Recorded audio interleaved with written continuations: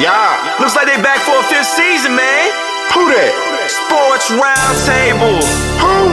SRT Crew. Whoa. SRT. They got that realness flowing in their DNA. Damn you lame if you ain't tuned to SRT today.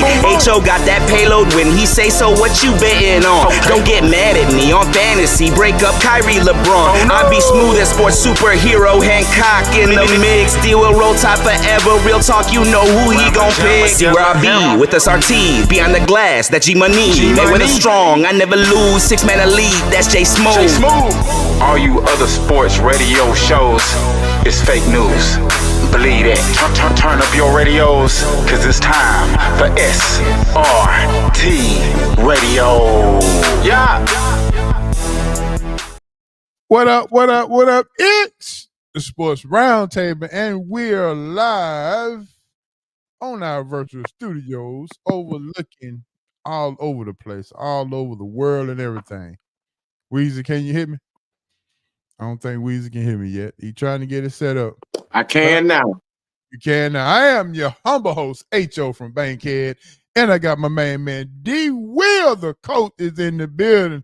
As y'all can see that hidden smile because of the way that the roll tide rolled. And Hancock will be joining us pretty soon. He said he's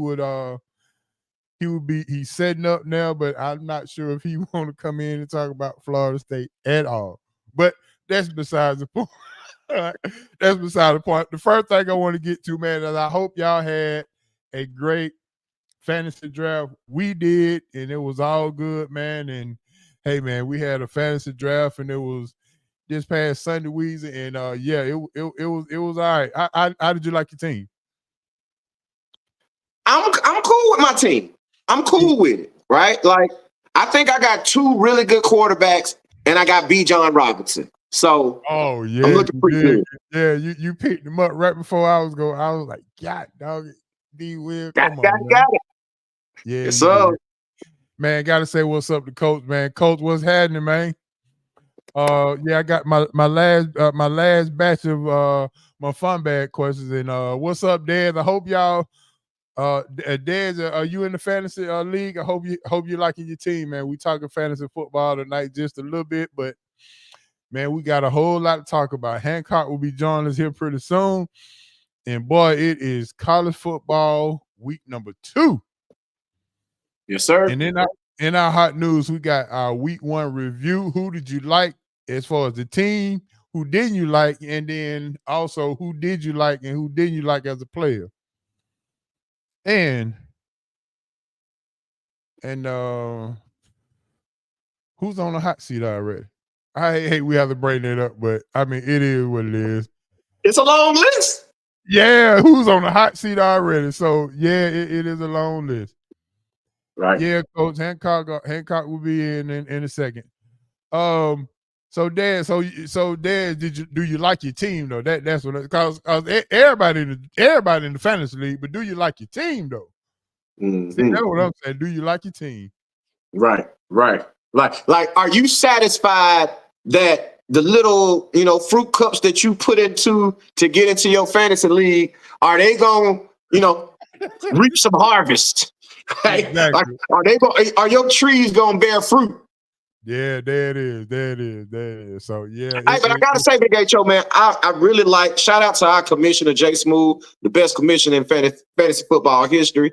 Adding the defensive player this year, I think, was a really nice touch. Yes, it was really nice touch. It was very, very nice. I do appreciate that. That gives you some flexibility on defense. You can get your weak defensive team, but have a great defensive player to kind of make up for that. Kind of offset. And then the cool part about it is I had to do a little research because I wasn't familiar with how the defensive player worked. And I'm starting to see, and I don't want to get this information out to y'all because I'm giving y'all information to beat me. And I don't want you to beat me. However, I will say, look like linebackers are very valuable when it comes to the defensive player. Yeah. Linebackers look as if they are the most valuable position on defense, right? Now, you got a couple edge rushers that are kind of highly rated. However, it don't seem like defensive backs who you would think would be highly rated aren't, because what? It goes off of tackles for loss. And who makes a lot of those tackles? Linebackers. Linebackers clean up the run game, and they play a lot in space in the passing game. So it looks like the linebacker is going to be the valuable piece for our defensive player in our fantasy league. Well, let me give you a tidbit because I played quarterback. Let me give you a tidbit. Anybody who runs a 3-4, that linebackers, he can cover out the backfield, he can sack, and he's going to make tackles. So that's going to be a heads up for you. Right. He rushes the passer. He goes sideline to sideline, and he plays with depth. And he plays with depth. So, So if you run the 3-4, get you one of them 3-4 linebackers, preferably the outside linebacker, because he's the one to go get you some points. I see him trying to jump in. He got to get his microphone straight.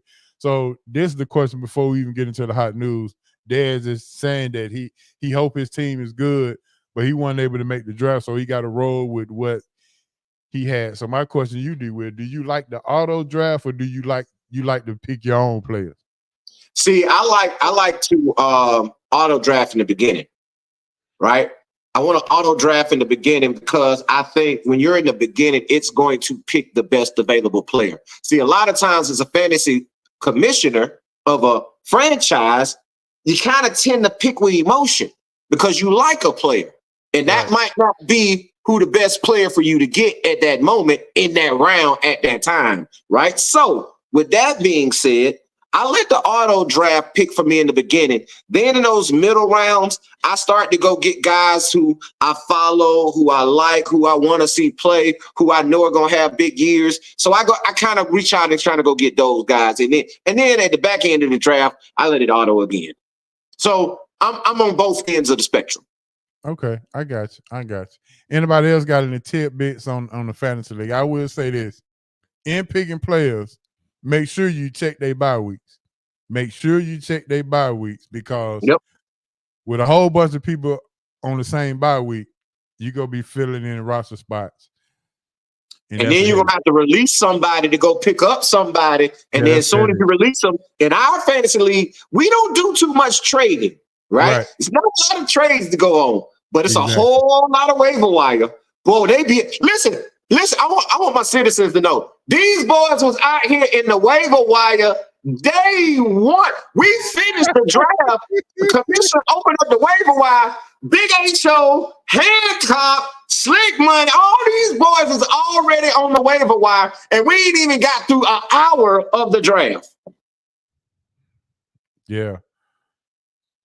Okay, Coach, do you agree with Coach? Coach say wide receiver first all day long. You got to go wide receiver first. I went Bijan Robinson first. Yeah.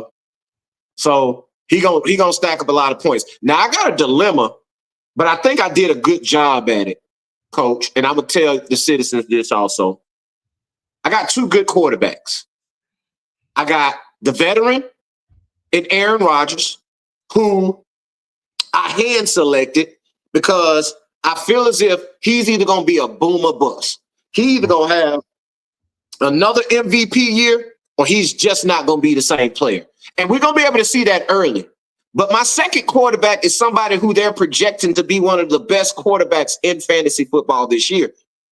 And that's that boy out of Indianapolis. Even though he got hurt last year, and he don't go by the name no more, AR-15, Anthony Richardson, he's projected to be one of the best. So I'm going to tell you what I did, everybody, on my draft. I selected Aaron Rodgers. I put AR-15, Anthony Richardson, in my queue to be drafted once it came back to me. So I was able to pick up both of them. So that also gives me trade bait. However, we in a league that don't damn trade. I think we're in the league that don't trade because everybody's scared to give up stuff and give up picks. Stop being scared. If you're going to be a commissioner, you can't stay with the same team. You can't depend on the doggone waiver wire. Yeah. Yeah, Dad say he hooked him up last year before he got hurt, but that one but 3 games, wasn't it? It wasn't long. Yeah, it was. I hope he won those 3. Hey, me too, man. Because I like to say, I'm starting Aaron Rodgers, even though it's against San Francisco coming up this week on Sunday. I'm still starting Aaron Rodgers because AR-15 coming off that injury, he got to play against Houston, and that D'Amico Ryans defense is nasty, right? They are nasty. So I'm gonna trust Aaron Rodgers in his comeback mode because we already know he's gonna be a lot of dinking and dunking when it comes to Aaron Rodgers come this Sunday, right? It's gonna be a whole lot of dinking and dunking. He ain't gonna hold on to it long, so I think his number's gonna be up. All right, with that being said, man, let's jump into some hot news. Our hot news is sponsored by our good old friends, Big Easy Grill. I was actually there yesterday. Big Easy Grill, 1193 Collier Road. Me and Sis hung out there, man. We had to get some talking going on, and we went there to the Big Easy Grill, and boy, we had D-Will, I'm telling you, she ate the crab claws. I think she had, I told her, I said, listen, you might need to get them white gloves out because you about to, before you know it, her plate was full of the ends of the crab claws. She was like, boy, I was trying to go to Pappadeaux and get some, and they was out. I said, well, I don't think you ever go to Pappadeaux again looking for some of these because this is it. She's like, yeah, boy, they got it going on. I should have got her to do a food review on camera before we left. But anyway, Big Easy Grill, 1193 Collier Road, the best place to go and get some Louisiana food. I'm gonna tell you that much. Don't forget, any meals over $25 or more, $10 discount. Just say SRT or Sports Roundtable. There you go. All right, our first item up is college football week 1, the review. D-Will, the team. Who was impressive? Who wasn't so impressive? Well, I'm gonna start with the latter. We knew it, but we didn't know it. Clemson's bad, bro. Like, we knew they were gonna have a down year. We've been talking about him the whole time about, Dabo Swinney's approach to the new age of college football, how he's refusing to acquiesce to the new age and how things work nowadays with the transfer portal and the NIL and things of those nature. So we knew that program has taken a hit over the last several years. But, bro, we ain't know it had gotten that bad. Like, it looked really bad the other night in that football game.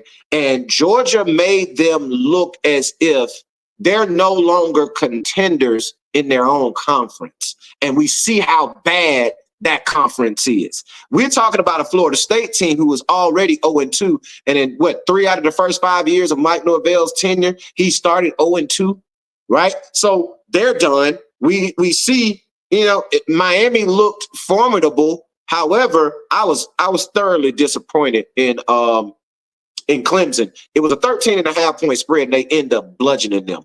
So my point is, Vegas didn't even expect for it to be that bad, right? However, it turned out to be. So that was a team that I was really disappointed in. And I'm just going to keep it real. Y'all already know where I'm going, man. I was impressed with my Alabama Crimson Tide, right? Even though we were playing Western Kentucky, from all accounts, you saw a football team that still looked as if it was in the rat race for one of those programs that's in the upper echelon of the country in college football. And they showed it on Saturday, bro. Like, you saw that team behave. Even though Jalen Milroe didn't look his best, I'm just gonna chalk that up to he's a slow starter. He started slow last year, got benched in the South Florida game, who they have this weekend. He got benched in that game, came back and had a hell of a season. I'm just going to chalk it up to he's a slow starter because even though his numbers were gaudy because he had a few, long breakout plays. However, as a whole, that football team looks geared and ready to go undefeated this football year, which some publications like On3 are predicting them to do. Can I be real honest with you? Mm-hmm. Alabama looked like Nick Saban was still on the sideline, if I can be real. That defense is nasty. Listen, it looked like Nick Saban. Listen, if you was hiding on the rock and didn't know Nick Saban had retired, you wouldn't have known the difference. Right.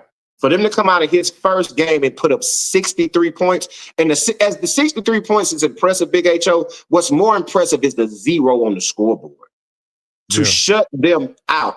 And I'm talking about, they had TJ Finley, who is a high major Division I, former Power 5, now Power 4 quarterback. He played at LSU and started. He played at Auburn and started.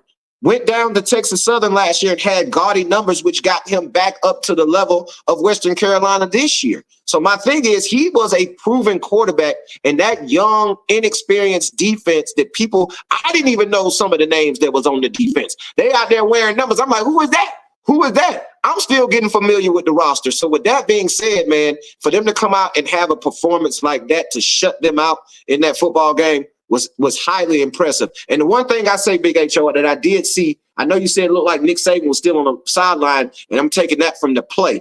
But if you watch that sideline, it's a different atmosphere in Alabama. Like those guys are playing way more loose. Now, I will say this. When you win 63-0, all that loose play and celebrating on the sideline look real good. But let's see how good it looked when Georgia come to town. And you might have to face some adversity. But however, I will say it looks as if Kalen DeBoer is creating an atmosphere of relaxation. That he's creating an atmosphere of play loose, have fun, right? And if that's the case, with all those athletes they got on that side, on both sides of the football, it should be a real good season for Alabama.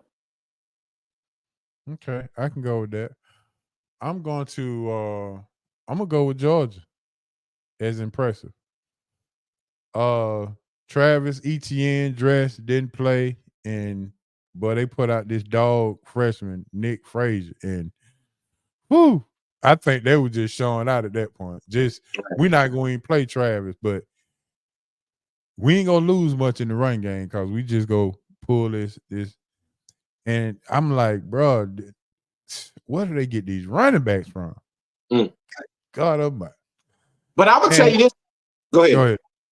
No, I would say what impressed me a lot with Georgia was their wide receiver play, right? Like we've seen over the last couple of years, they've been lacking in that area. They've been lacking the big play, take the top off the defense, explosive guy on the outside, right? Now they had Bowers at tight end, who was a killer in the flats and murdered the seams and killed the flagpoles running post corners. But however, somebody who was taking the top off the defense, somebody who was making defense fear them downfield. Georgia hadn't had that in the last couple of years. And then their offense wasn't tailored to the quarterback being able to push the ball downfield in past years. Carson Beck is more than capable, right? And he showed that. And now with that guy on the outside, what's his name? Number 86, Cole or something? Yeah. Like listen, number 10 for Clemson just could not check him. It was baby food all day long for Cole on the outside. And he burnt him continuously all night long, man. So that's what impressed me most about Georgia, man. Their ability to take the top off the defense. If they add that element along with that massive run game, they're going to be a problem all season. Let me tell you what's impressive about Kirby. What's impressive about Kirby is we've been talking about Carson Beck going for Heisman and let's put up a sign and let's get his Heisman campaign on and things of that nature. He didn't have Heisman numbers. Kirby said, we're not finna do any of those things. We just go run the ball. We go do what we do. And they did it. He didn't buy into the fact that we need to get Carson Beck Heisman numbers. He said, we go run the ball. We go be tough and we go stick to the game plan. And I mean, it's easy to buy into the Heisman talk. Easy to buy, especially with everybody putting up numbers. Like Shedeur put up some big numbers. The Boise State running back put up some big numbers, and that kid from Kansas, the quarterback Jalen. Yeah. So everybody putting up all these big numbers, but Kirby said, "Listen, let's just do what we got to do, and let's just win." Oh, Dad said his name is Cash. Cash. That's 86. Cash was cashing checks all night. Yeah. all night long. Like he was extremely impressive. And look at Coach talking about USC. I told you. Yeah. I guess Coach saying that's his impressiveness. Don't you beat Brian Kelly? He beat himself every day. Like he can't beat nothing but the table. That's all he good at, beating the table, because he don't beat nobody else. Right. All right, my unimpressive is Florida Gators. I mean, I was like, boy, Billy Napier, you need when he saw the schedule, he should have had he should have called his house agent to see how much he need to sell the house for, cause I don't know if he gonna make it through this season with that schedule that he got. I mean, they look absolutely horrible. Yeah. I mean, I'm gonna say some of that for the Bottles and Busters, but Florida didn't look good. Florida State didn't look good either. I mean, you lose to 2 unranked teams to start your season. Mm-hmm. Middle of the pack to bottom of the pack in the conference that they play in. And both of them were conference opponents. So not only did you start off the season 0-2, you started off your conference play 0-2. 0-2. Yeah. And so for all those who said the Florida State should have been into the 4 last year, yeah, I think all of that is kind of coming into play now. Mm-hmm. You see why they got left out if they're going to perform like that. Because there was probably evidence of what they was going to look like in the playoffs. Facts. That's what they looked like in the bowl game, and their excuse was they didn't have any players. Exactly. All right, give me your player. Who impressed, who didn't impress?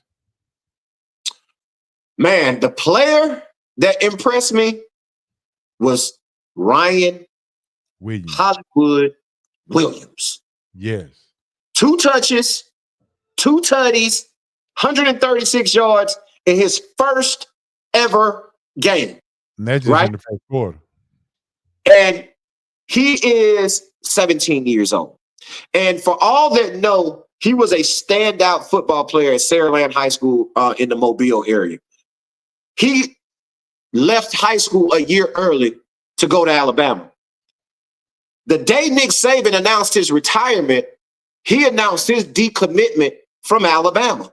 And everybody was like, oh my goodness, Alabama's done. Where is Ryan Williams going to go? Then all of a sudden, a little while later, Ryan Williams locks back in with Alabama. When he does this, people start to doubt his talent, right? You know how it is when you do something that people don't like, when they're all for you, then you do something they don't like. All of a sudden, everybody's against you. How good you were before you diss them.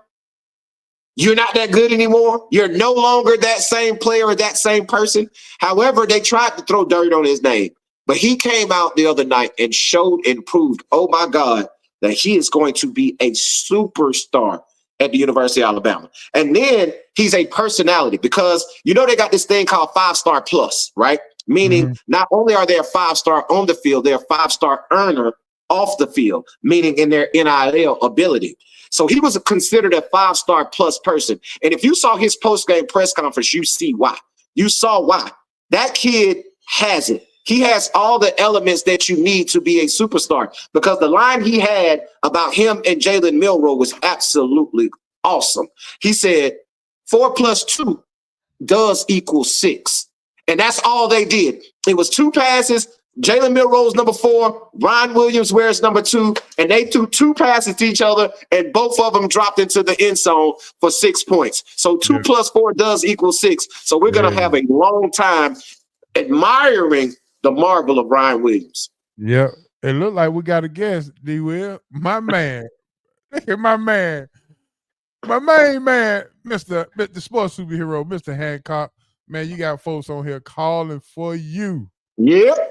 Did you have APB out on your boy? Hold on, let me bring the thing back up, because he put your name in bold letters. Question mark. What coach at?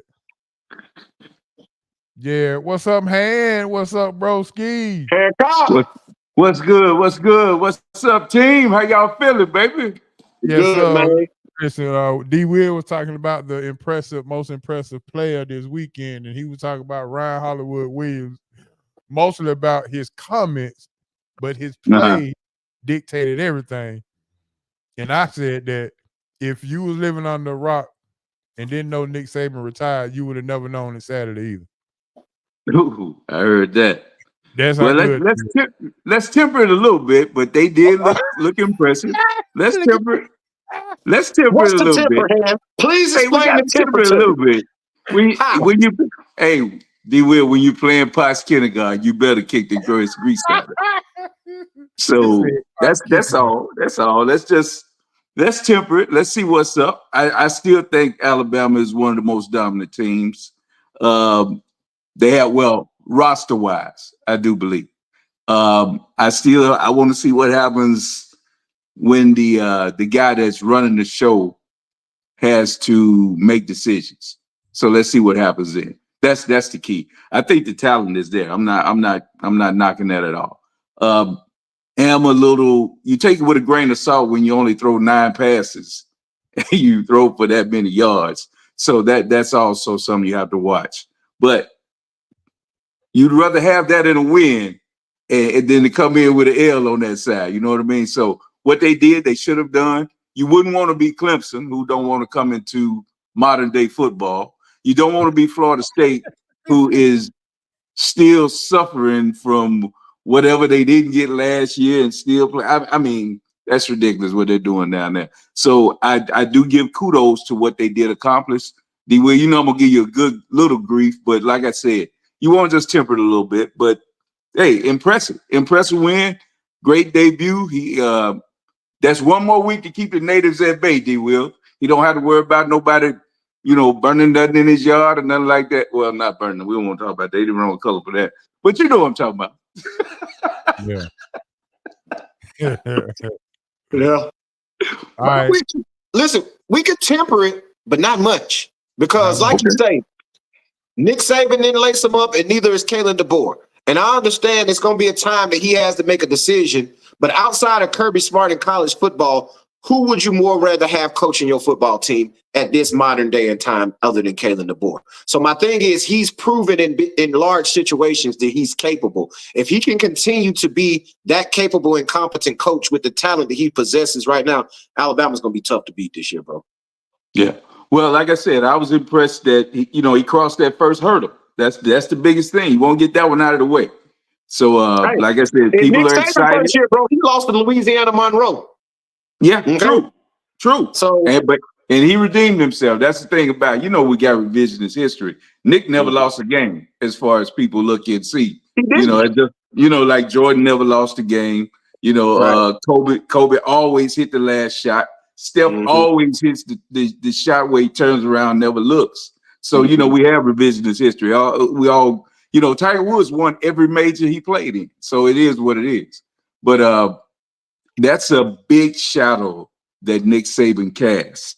And that's the only thing I'm saying. If the pressure is only going to get greater because you start now, he's always going to be measured against Nick. Now he's going to be starting to be measured against himself.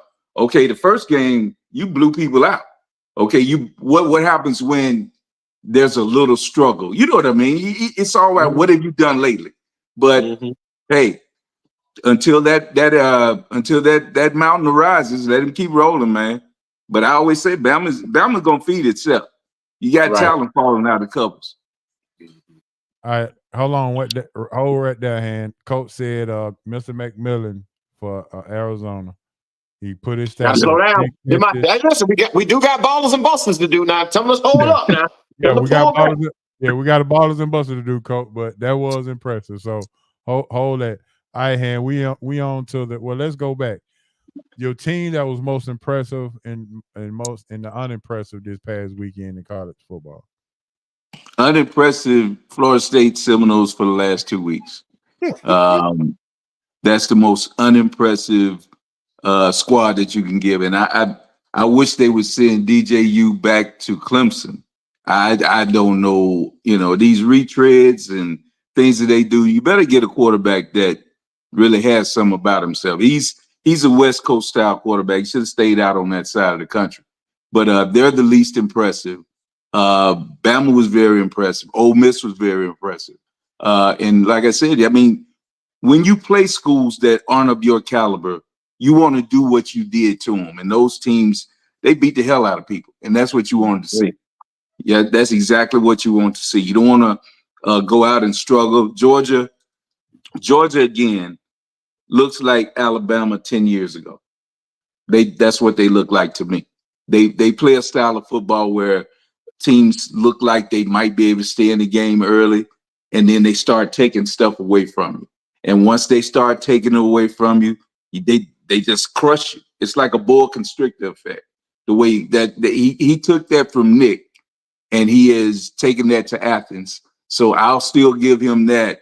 They are right now with their quarterback coming back and the things that they have, the depth, they're still very strong. So those are the three teams. Also, I'll give Michigan a team that's kind of least impressive. They didn't look very good. Yeah, Ohio State, I wasn't impressed with.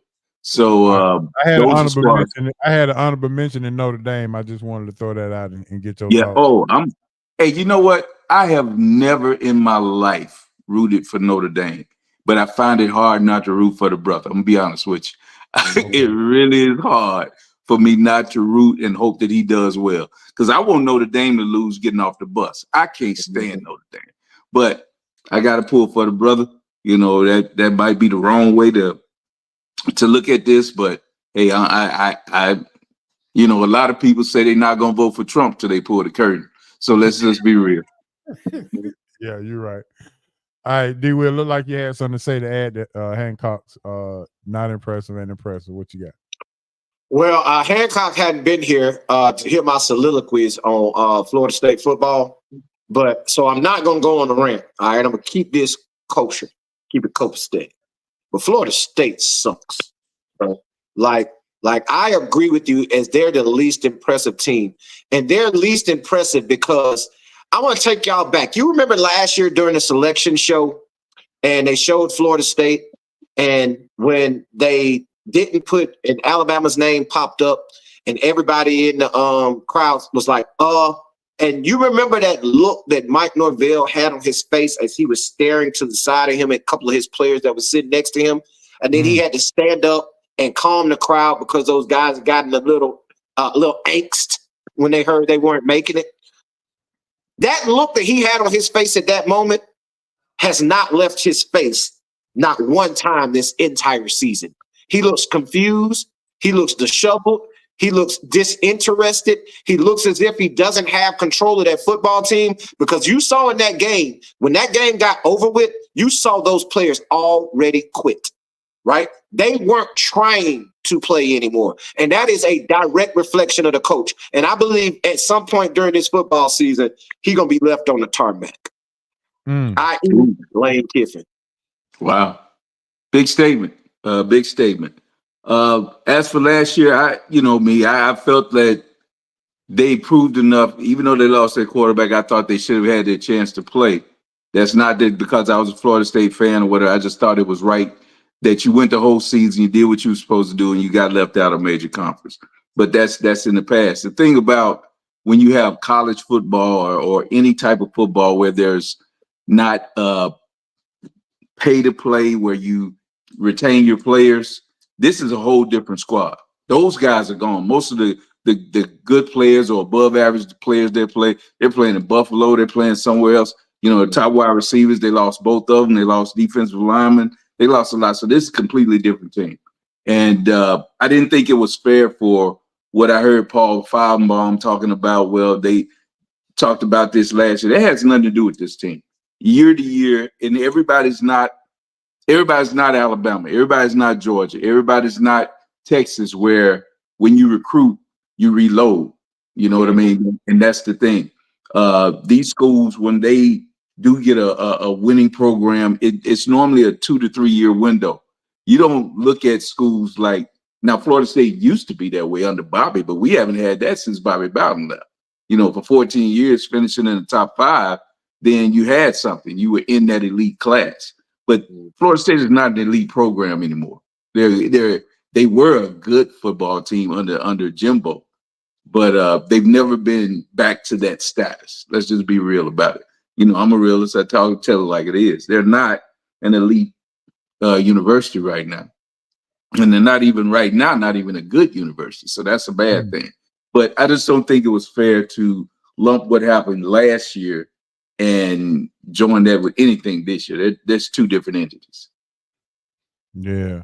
All right, fam. Let's hand. You got to catch up. So let's talk about. We started out by talking about a good fantasy football week, good fantasy draft. We shout out Jay Smooth and Mike being the great commissioners that they are.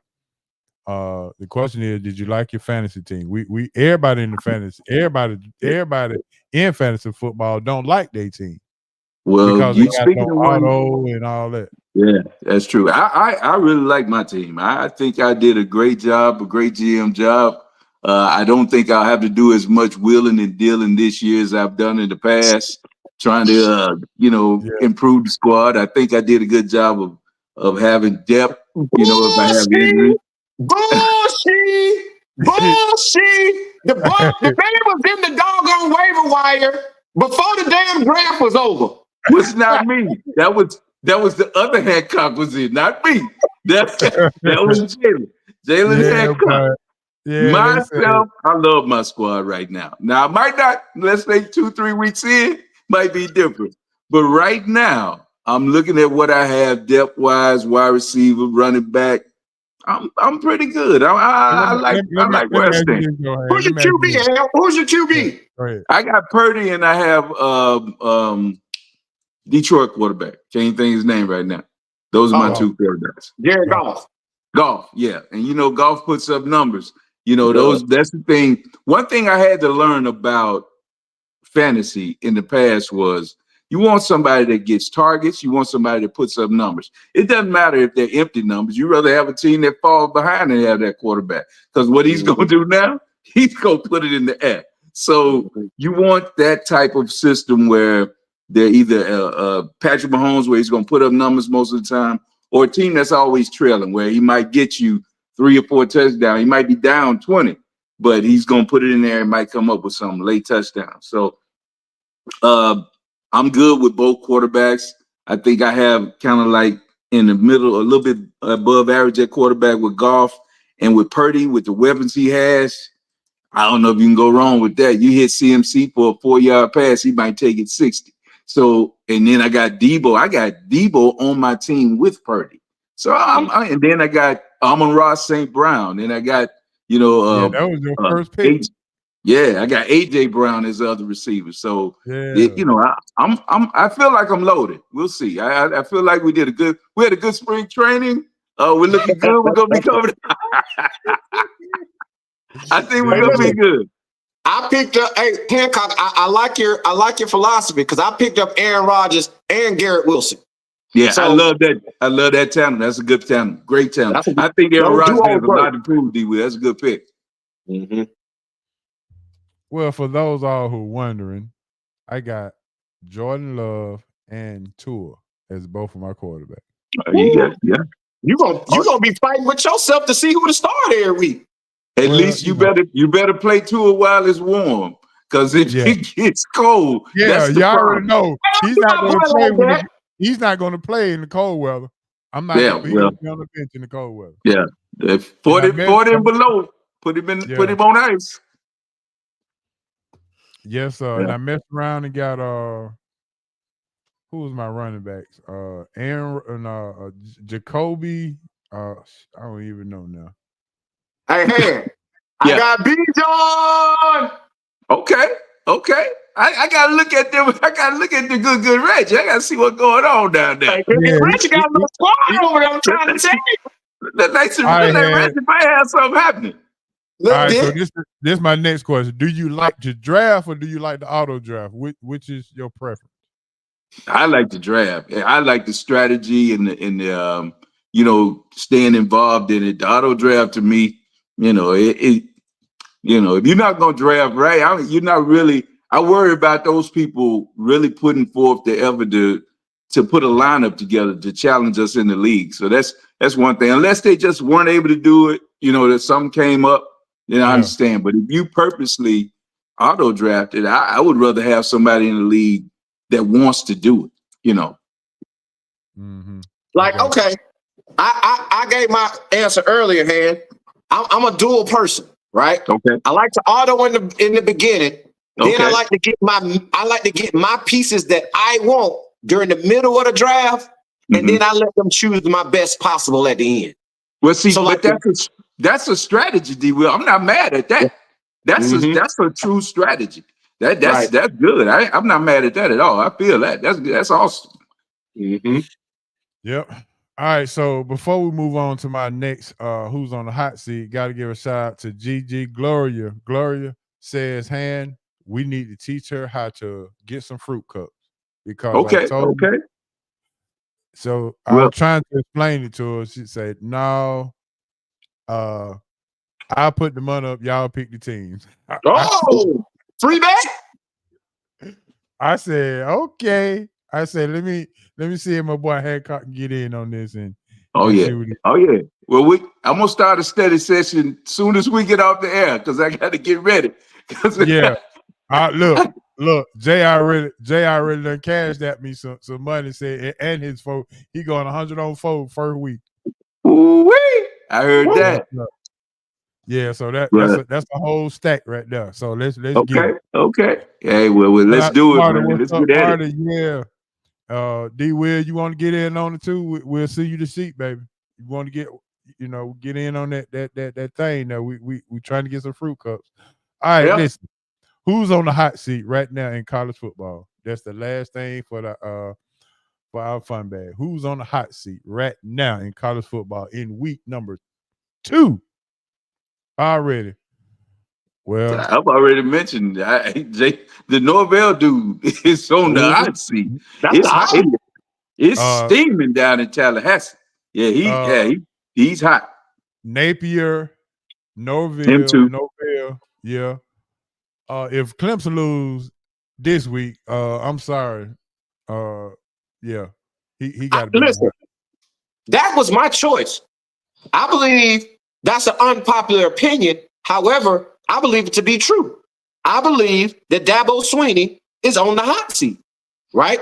And I say that because if they continue to have a down spiral throughout this season, and I mean, when I say down spiral, I'm talking 7-5, 6-6, 8-4. I think Dabo Swinney would definitely be on the hot seat. I think if he loses less than 7 games, I think he actually will be fired. And it might not be a firing. I think it will be a parting of ways mutually, right? Because they will see and understand that they're at the end of that road. That glory that they had, 5-7 years ago, 10 years ago is no longer there. That flame has burned out.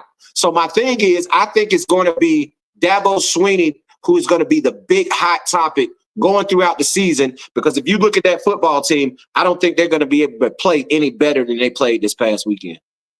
Ooh, that's heavy with a guy that had so much, goodwill at a program, bringing them, national championships, kept the cupboards bare. But and if you don't change and change with the landscape of what college football is now, I think he's going to get left behind even more.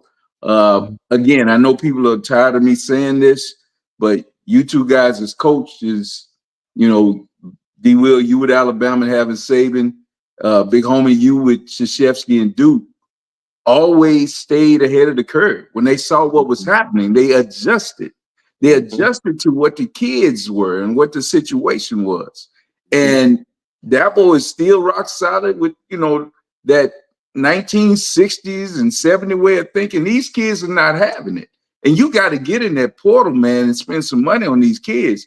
If you don't, you're going to lose. It just is what it is. You're not going to get them because it's too much money out there. And it shows you if they're paying these kids all this money and they're still able to line their pockets the way they are, that tells you how much money they've been making all these years. So these kids are gonna get some of it. And if you don't change with it, you're gonna get a few, some who have what they call morals or whatever you want to call it. But if you want Muddy kids, you're gonna have to give Muddy some money to get that kitchen straight. I'm just gonna be real with you. It just be real. But they looking now like, hey, my boy be down there, but you gotta send some up here. How she said, who? You gotta get that kitchen straight. Muddy say you gotta tighten up here.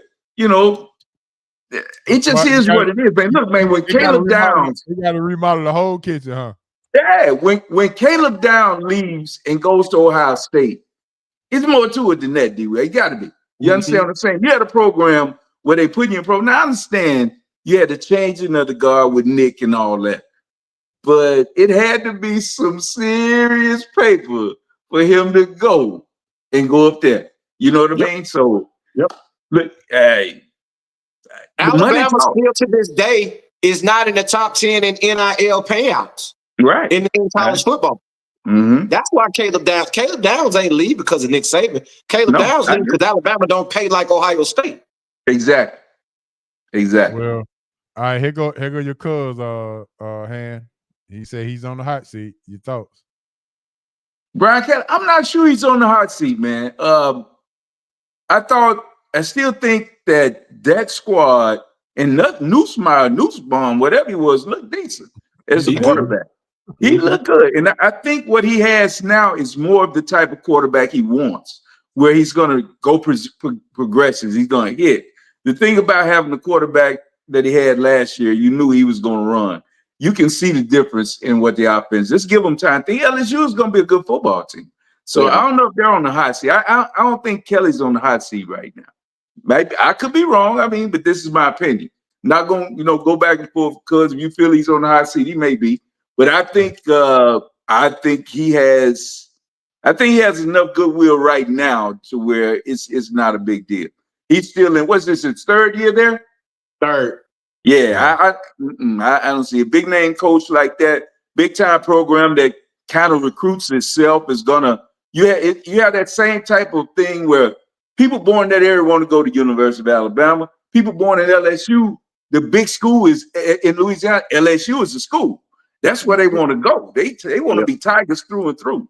So he's going to get the top guys more times than not. They're going to pay him whatever they got to do with some Cajun food or whatever they got to do. They got to keep the big guys home, and they will. So I don't know if he's on the hot seat. I don't really agree with that one yet.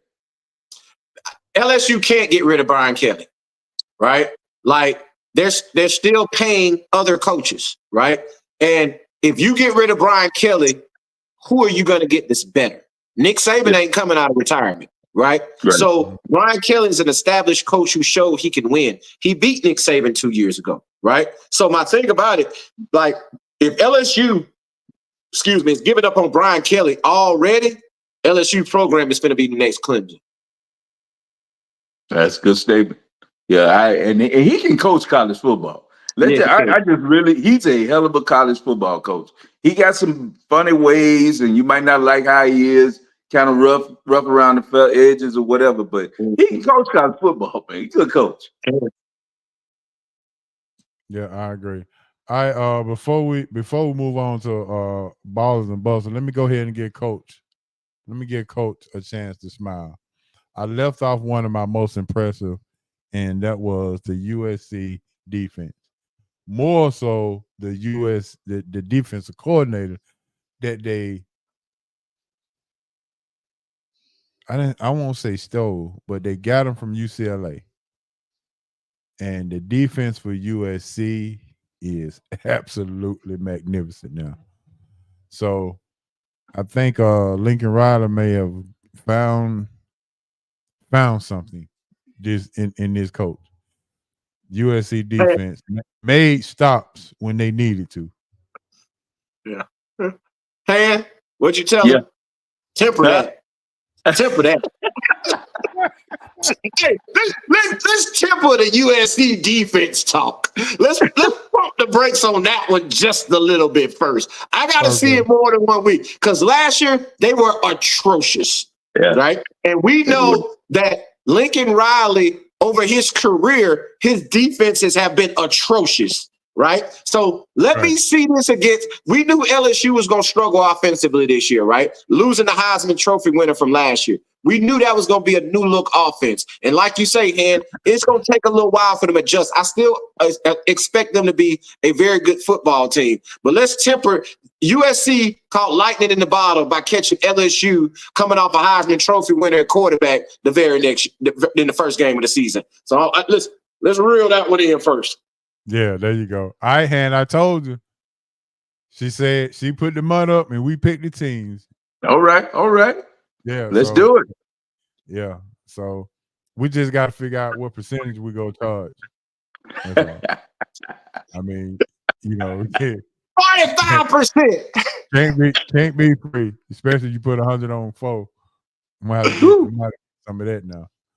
All right, so let's go ahead and jump into our Baller, Busters, and Boy Stop. Let's see. Let me get my little thing here. I think that's it. Yeah, there we go. Ballers, Busters, and Boy Stop. Here we go. All right, y'all go ahead and put your Ballers and Busters and Boy Stop in the chat, and we go call them out. My baller this week goes out to no other than the Boozer family. The Twins was down in Durham this weekend, baby. They were down in Durham this weekend, met by Mr. Coach K himself, Grant Hill, RJ Barrett, the whole little clique was down there in Durham right now, and they were giving out gear and everything. So, and check this out. Now, the dad Carlos was at the Miami, Florida game. He was at the football game. So now, the thing was is what I'm hearing is Miami has offered the Boozer twins $8 million apiece to come to Miami, and it's still not gonna be strong enough because they offered them what, big homie? How much they offer? $8 apiece. Hey, Hancock. I don't mean to cut into Big H.O. Ballers, but they ain't going to Duke, brother. I'm just here to tell you, the Boozer twins are not going to Duke. That was for kicks and giggles and for photo ops. It is not going down. I am willing to bet everything. Them boys going to end up in South Florida at Miami Beach playing for the Miami Hurricanes for 1 year. That's where they're going. That's where they've been projected to go for over the last year and a half. They had actually committed and then decommitted from Miami now. So I'm going to tell you like this, bro. I don't think they're going to Duke, Big H.O. And then that money on top of all that, shit, it ain't happening. All right, well, you must not know how strong that alumni is, cause y'all ain't got no money like that, Big H.O. It ain't the alumni. Y'all ain't got the bread. Bro, they generate $2 million a year just in basketball alone. They pay for they ain't got 16 million.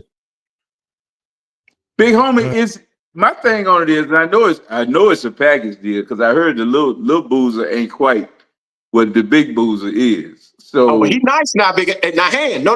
I ain't watched him, so I'm just telling you what I heard the grapevine. I rely on y'all, until I put my eyes on it. So you say nice, if you say nice, D. Will, I'm going with it. Mm-hmm. So, but I want to see. But I've heard that the bigger Boozer is the prize. Mm-hmm. Is that correct? True. Yeah, that's true. Okay. He was in the class with Cooper Flagg, but Cooper moved up one class. So Boozer is there with AJ and I can't remember the other kid name, but they AJ Devontae is the number one player in the class. Yeah, AJ. Yeah. He's a monster. And what's Kia Pete? Yeah, Corey Pete. Yeah, and he nice too. D. Will, I'm willing to put some crab claws on that for you if you. They ain't going to Duke, baby. I'm sorry, Rachel. Don't do it to yourself. Let's do some crab claws. Let's do some crab claws. Hey, listen. Hey, Big Easy Grill on HO when them boys commit to Miami. Yeah, there it is. We can say it that way. But boy, when look, my insider said is that the money ain't strong enough. I'm telling you. So, and he been 90% on point since I met him. So I'm gonna have to go with my source. I'm with you. Listen, on 3 don't even have Duke on their final list. Yeah, but that ain't that you know, like I said, it's a whole lot of woo woo with that. But True. I can tell They you. got Miami and Florida. Yeah, I know. Yeah, I know. I already know how all that go. But I'm telling you, it's Hey, going. Harry Talk, he don't want to mess with me right now. He don't like what. Big homie ain't feeling that. Yeah. Look. I had a good night going. Here you go with this. Hey, my fault. That was your baller. I'm sorry. That was your my baller. baller. That was my baller, but it's all good. Hopefully, my baller turns into something big. So, all right, Some so free shrimp. you can give me your baller. My baller, Travis Hunter. 7 Go. catches, 132 yards, 3 tutties. And my point is, he had some of the most difficult catches you're going to ever see, right? And then what was most impressive for me is the clip that came out where Shedeur Sanders ripped into him for not catching a perfectly thrown back shoulder ball in the end zone, the corner of the end zone, the play before when they called pass interference. Shedeur Sanders ripped into him. And for him to receive that criticism, go back out there and make that play the very next play, and for Shedeur Sanders to have the confidence and to rip into him and then throw the football right back to him the very next play, and he make the play, man, that was something that was impressive. Like Travis Hunter is the best player in college football, hands down, right? And I don't know if he's going to win the Heisman, but he will by far be the best football player in college football this upcoming season, because it's not one thing on the football field that kid can't do. He can cover you. He can shut you down. He can take the ball away. He can cause turnovers, and he can put up over 100 yards and 3 touchdowns on the offensive end. It's just nothing he can't do. And what he did this past Thursday was highly impressive. So with that being said, have we seen anything like that in college before? I know Charles Woodson did it both ways, but did he do it to this level? Not to this level. And Charles Woodson won the Heisman Trophy, and that's a great point, Big H.O. Like that guy, like what you see Travis Hunter do is the evolution of of football. You see guys who are coming in and they're just more athletic. Like Charles Woodson was awesome, but that catch that Travis Hunter made with the defender wrapped around his neck, and then for it to be not a greatly thrown ball, for it to be thrown back over his shoulder, and for it to touch his hands, and for him to come down inbounds inside the pylon, yeah, we've never seen anything like Travis Hunter before. Yeah, it's not close, and it's because of the amount of plays that he plays. I mean, we've seen guys that supposedly are two-way players, but not every down. This dude is playing every down on defense, and then mostly every down offense. It's ridiculous, man. So can he continue to do it? We'll see. You know, we watched that at younger ages where we had kids that play both ways in high school, middle school. So we've seen it, but not at this level, not at this magnitude, and not at any level even. I mean, not since football became modernized in the pros. We don't see this, you know. So right. I mean, this is the only time that I can really say this is a legitimate guy that I've seen play both ways. And the better question is, what does he go to the league and play? Like, what do you draft him as? Do you draft him as a DB or do you draft him as a wide receiver? Like, because in my opinion, he's the de facto number 1 pick in this draft. I don't care who has the number 1 pick. Well, let's just look at who gets the most money. It's wide receivers. Yep. And if I'm him, I'm going wide receiver, even though I got great ball skills on defense and all that. But the check is big over there, dog. It is huge over there. I mean, you just look at how they paying these wide receivers. To me, it's got to be a no-brainer, man. You got to go get that paper. And they're paying $30 million a year wide receiver right now. 35. Yeah, so yeah, I got to go over there, man. I got to go over there. All right, Ham, give me your baller. My baller is Adrian Wilson, man, and she is a beast. I mean, she went for 40, and I don't have all my stats, but I know she went 41 points. 41-17. And you had some great performances. Angel had a great night. What's my girl that doggone escapes my mind? Kelsey Mitchell. She had 36 and some odd points. You know, and you keep talking about people can say what they want, and I know it. You know, in our community, we want to pull for Angel Reese, but that Kayla Clark is something else, y'all. I'm just trying to tell you, she is something else. But we ain't talking about her. We talking about Asia, which she deserves her due. Asia Wilson, I think the best female basketball player on the planet right now, and she's showing it. She does it on both ends, defensively, offensively. She does it, and she rebounds. You know, she out rebounds everybody except Angel Reese right now in the NBA. Yeah. So right now she's a dog. She's my ball. That's a hell of a pick, Han. That's a good one. Yeah, it is. All right, let's go to the comments. Cuz said, baller. I know you meant Shedeur Sanders and his wide receiver, and that's Travis Hunter and Shedeur. Coach said, of course, the quarterback for USC replacing Caleb Williams. But D will say temper that, Coach. Marvin Let me plug said, up right quick. I'm about to lose you. I'll be right back. Okay. Travis Hunter is a cyborg, D will, he says. Facts. Damn a unicorn. I like the word cyborg. He's different. Yeah. And he also said he make more money at receiver. And I guess this is another person who had a great week in the WNBA, Asia Chamberlain. Nah, he's saying that's Wilt Chamberlain, Asia Chamberlain. Yeah. He said no with Wilt Chamberlain. I feel him because her numbers are gaudy, bro. They're gaudy. Mm-hmm. I wish she had 36 and 14 last night, something crazy like that. Like, she balling, bro.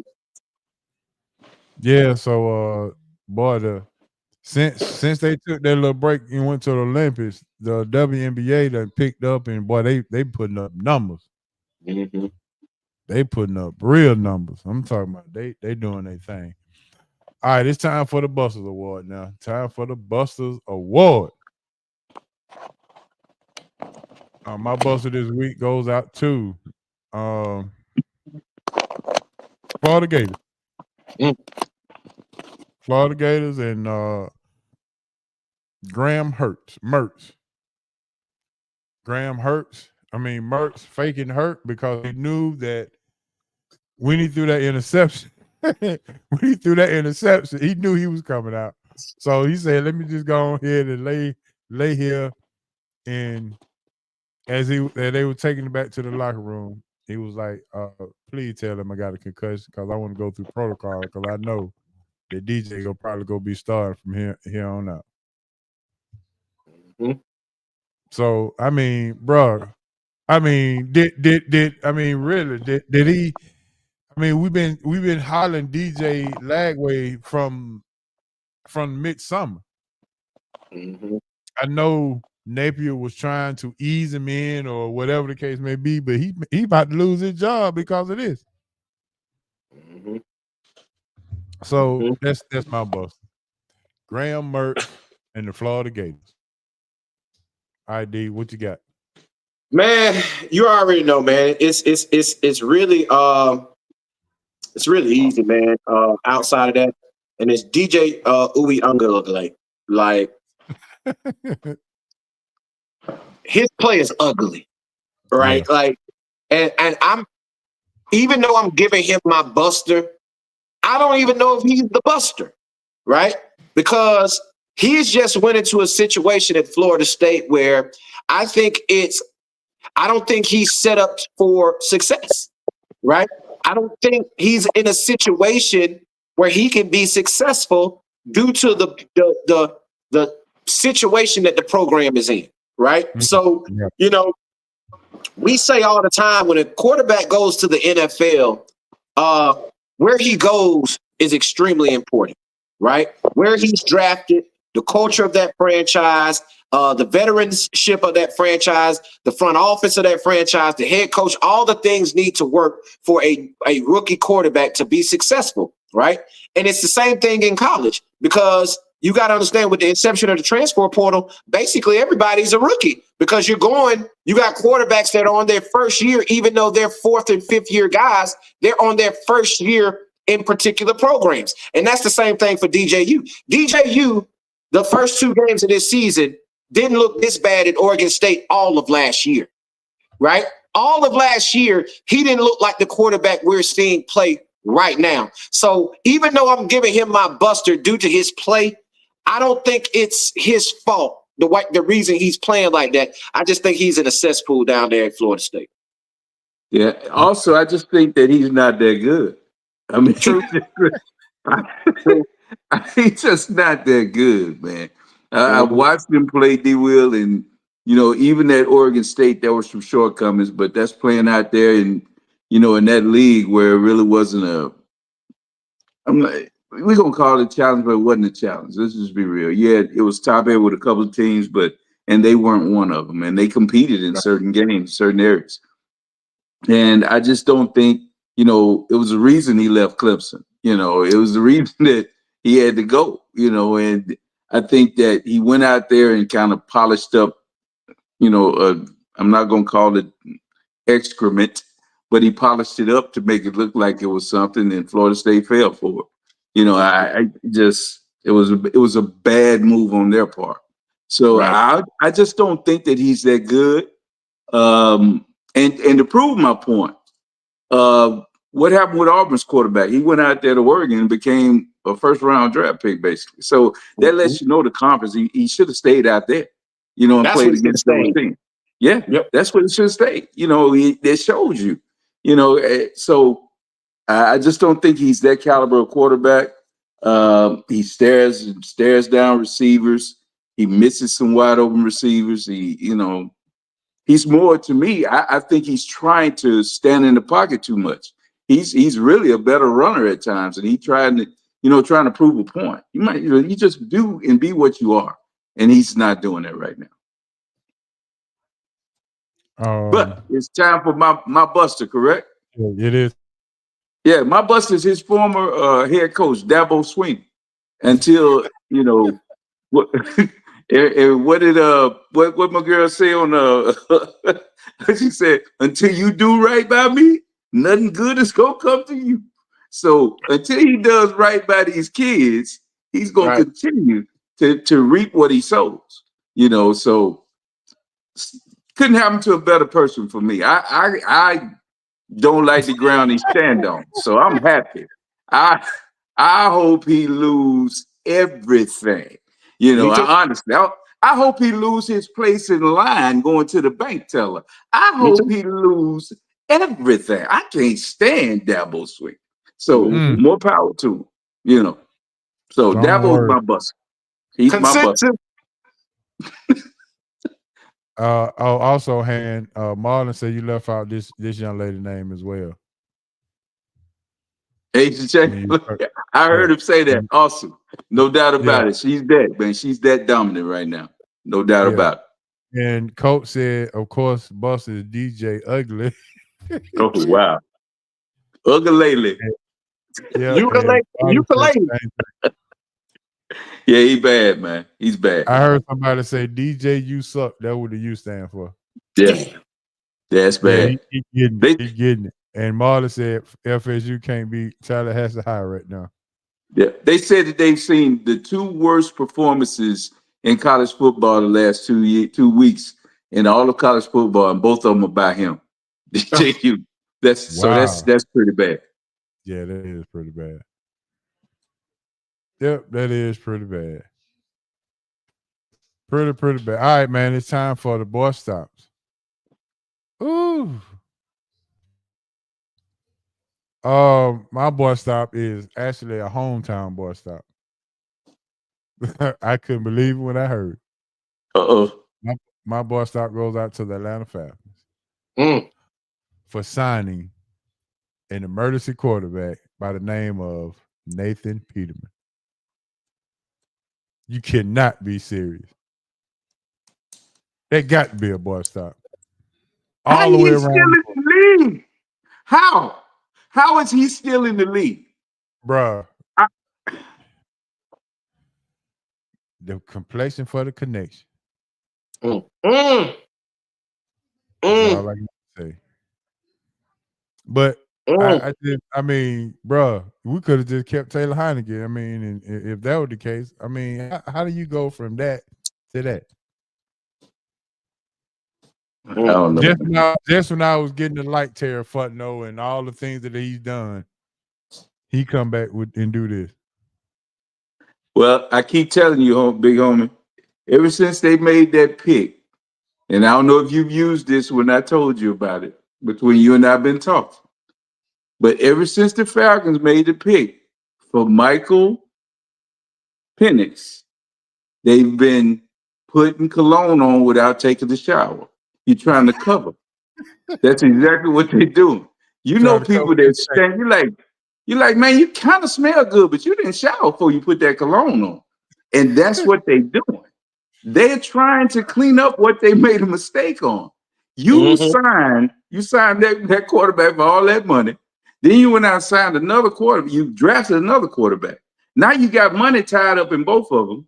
You lost a defensive player. You went out and got Judon, more cologne. Let's keep spraying cologne. Just keep on spraying because we stink. But we trying to cover it up. And you chasing right now.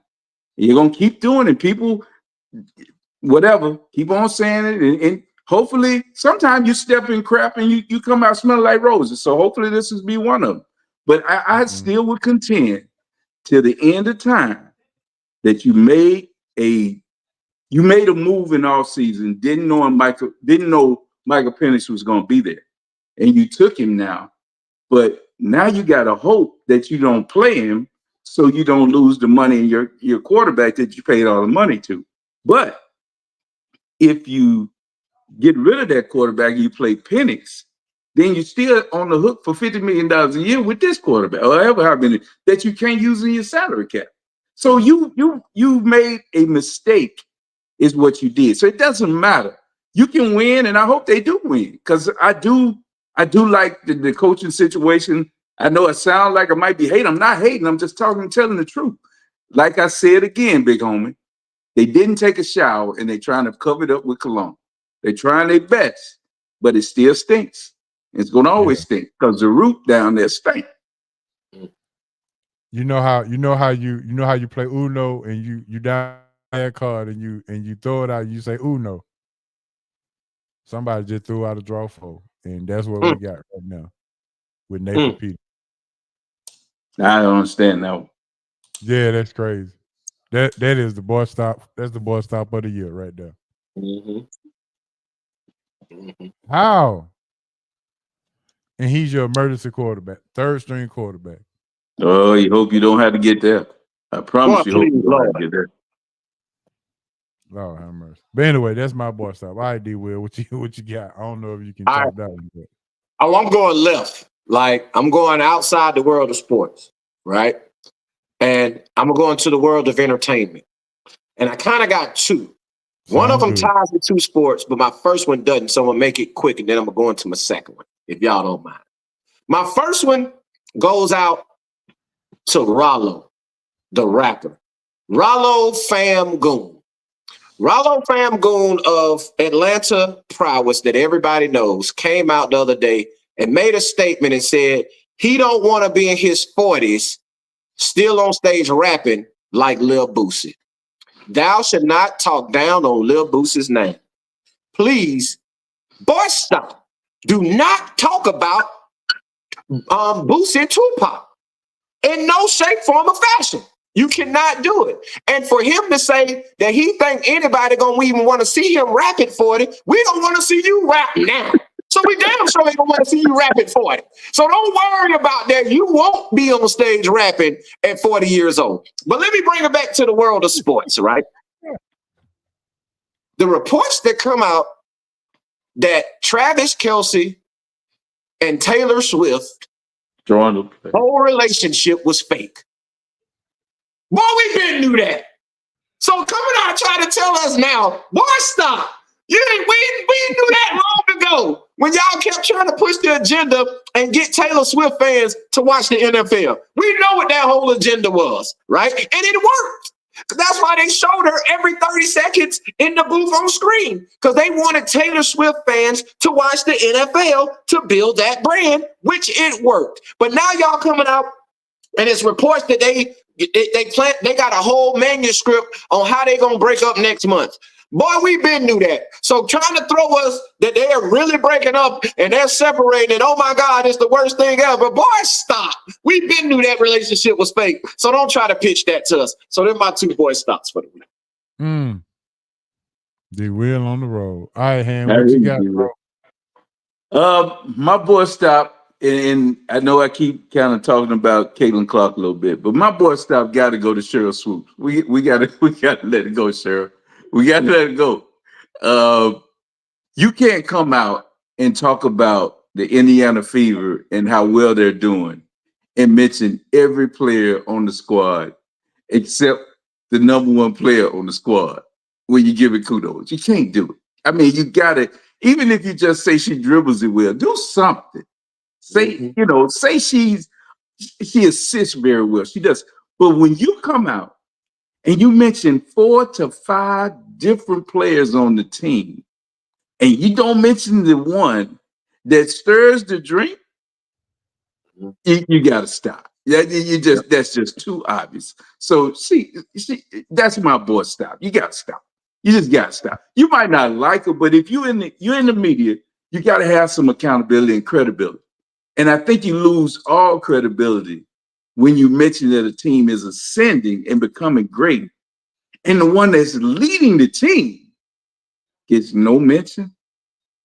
Boy, stop. That's my boy stop. The hate is real. The hate is real. Well. There it is. All right, Weez, I know you got to get on. Yeah, I got to get out of here. But hey, I was holding on as long as I could, but I had to get them in. I know, but I got one question before you leave. I got my down in the roundtable discussion. The quarterback you choosing to win one championship game, if you're in the championship, you got Cam. I got Newton. one game, and I got to choose one quarterback. One quarterback and their team that they was on, and you winning. You want to win. This is the team that you go roll with to win. Cam Newton, Tim Tebow, Vince Young, Michael Vick. Pros or college? College. Oh, I'm going with Cam Newton. I know y'all didn't expect that, but hell yeah. Like, I watched him whoop my ass, so I ain't going with nobody else outside of him. I watched us 28-3, and then he just go all the way Superman on us. So if I'm going to pick a quarterback for one game in college football, it's definitely Cam Newton and the Auburn Tigers of that year. 2010, yes, sir. I'm taking them. If you giving me out of those choices, I'm taking that. But I still say death to Auburn, but I'm taking Cam Newton. All right. Hancock, you can't answer till we get to the segment. All right, D, go ahead and let everybody know where they can find you on social media and all other platforms. Man, y'all already know, man. Eyeball Radio, man. Go little IBALL Radio, wherever you get your podcast. Go to our YouTube page and subscribe. Every Monday at noon, we got the podcast, man. Every Tuesday and Thursday at 7 p.m. Central Standard Time, we got the Eyeball Radio live call-in show, man. My Georgia folks, man, y'all more than welcome to tap in every Tuesday and Thursday, man.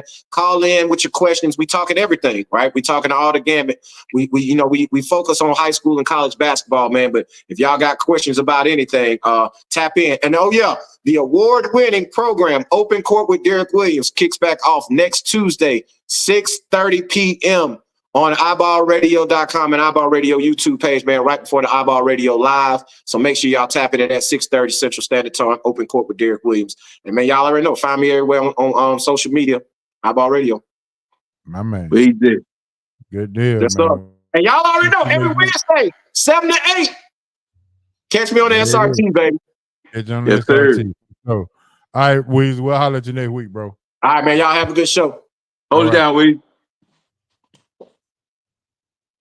All right, Mr. Hancock, it is me and you now. All right, Yes, and sir. we got to get into our round table discussion. We're about to get right into it. We got to talk this NFL talk and get all the way live with the NFL in the first week of the NFL. So go ahead and tell me your anticipation of this first week of the NFL. What are you looking forward to? Man, it's a lot, man. It's hard to quantify what we really want to see. I guess I just want to get my feet wet to see who really will establish themselves. And, early we'll always find some team that'll pique our interest and come out and surprise us. They'll get on a run and whatever. Sometimes they fizzle out, sometimes they make it to the end. So I want to see who that team is that's going to come from nowhere that nobody expects this year. Like Houston Texans did. Now it took them a while to get rolling, but then that momentum started, and then everybody was like, "Man, Houston is legit," and they rolled that all the way to a first round playoff win. So looking to see who might be there. As usual, I want to see what happens in Texas with the star. A lot was said going into the offseason that they were all in, but really made no moves, and then took all the whole offseason to sign the best offensive threat we have, and then excuse me, now seem to be dragging our feet again on the best defensive player we got. So I'm just kind of curious to see where we land with that. I want to see if Buffalo takes a step back with all the changes they had. The number one receiver is gone. Number one and number two receivers are gone. So Josh Allen, really has to put what we call the Superman cape on and see what he can do now, because he's lost a lot. They did kind of make a change last year and went more to a run game, which I think helped them down the stretch, and they were able to fight their way into the playoffs. So we'll see what happens there. Again, we want to see what happens with Kansas City. They're trying to do something that no team has done in the history of the NFL. And it's been around, 80 years or 80? So what year are we into with the NFL now? It has to be 80 plus, 80 something. So no team has three-peated. So that in itself will be something that we're really looking to see. I know that I'm really looking to see, because I think they reloaded their wide receiver. They got some guys, a couple of them unproven, but they did get Hollywood Brown, who will be out for, I think, about 3 weeks, 2 to 3 weeks. But can Kelsey continue to be that dominant force? We know we're gonna get with Mahomes, but for sure. And their defense had to retool a little bit. They lost their number one corner. So that's one thing that they'll have to come up and show. Also, now we look at New York. Is Aaron Rodgers, is he going to come back and lead that team? Because they've been a quarterback away from what everyone has always said. They were quarterback away. And then last year, I think 4 plays into the season, he snaps his Achilles, and they're right back in the throes of having no quarterback. So that's another thing. Can Lamar? I can go on and on, Big Home. Can Lamar win in the playoffs? We've seen him in the regular season. Can Tua really lead a team? He had great flashes last year, but is he one, hit to the head away from missing the season? You know what I mean? So we've seen him out there, get hit and have to miss time. So there's a lot of questions out there that are going to have to be answered, man. Well, I will tell you this. Go ahead. I will tell you this. Kansas City said they got a secret weapon, and that's the guy that they drafted who played rugby. They say he's the secret weapon. So he didn't get cut? I thought he got cut. Did he? I thought he did. I'm not sure. Maybe I'm thinking of another guy, but I thought they cut him. Well, early in the summer, they said he was the secret weapon because he was doing this. Well, oh no. They might have been blowing smoke. Everybody have been blowing smoke. What do you think Harbaugh is going? What do you think Harbaugh is going to do at the Chargers, man? How you feeling about that? Because I'm gonna preface this because Jalen and I were talking, and he was talking about getting the quarterback out there, and I'm like, I don't know if that's such a good pick, because that's not Harbaugh's MO to throw the ball a lot. He's a physical run the ball style coach. So what do you see any success with him coming next year? What do you think about that? I think he still has to get readjusted to the NFL, to be honest with you. It wasn't quite as wide open as it is now when he was actually in the league with San Francisco. It was more, it was really, I mean, the RPO was in, but you had them tough linemen up front that was banging you and things of that nature. So, I mean, he had Frank Gore back there running the ball. So, I mean, so I think it's going to take him a little while to get adjusted to this type of NFL. Is he going to be doing the Dabo Sweeney in the NFL? Mm-hmm. Not willing to adjust to more passing and more wide open offense, things of that nature. Because remember, he lost Eckler as his running back, so we don't really have a bell cow. He had to find that. Right. But that's my point. I think he when you look at Harbaugh, what he does is build his offensive and defensive lines. He he's that old school, tighten up the chin strap, let's be physical. And that's one for him everywhere he's gone. When he was at San Diego University, that same style offense. When he went to Stanford, he turned them into a physical, running, tough, hard defensive team. With the 49ers, he did the same thing with Kaepernick and those guys. Think of the defense that they used to play, and how solid they were, and with, running the football and doing what they did. And then you turn around, you look at what he did in Michigan. Now, the only thing that gives me pause with the Michigan effect is that we know in college football, it's a wide open game. It's a throw the ball, put up points.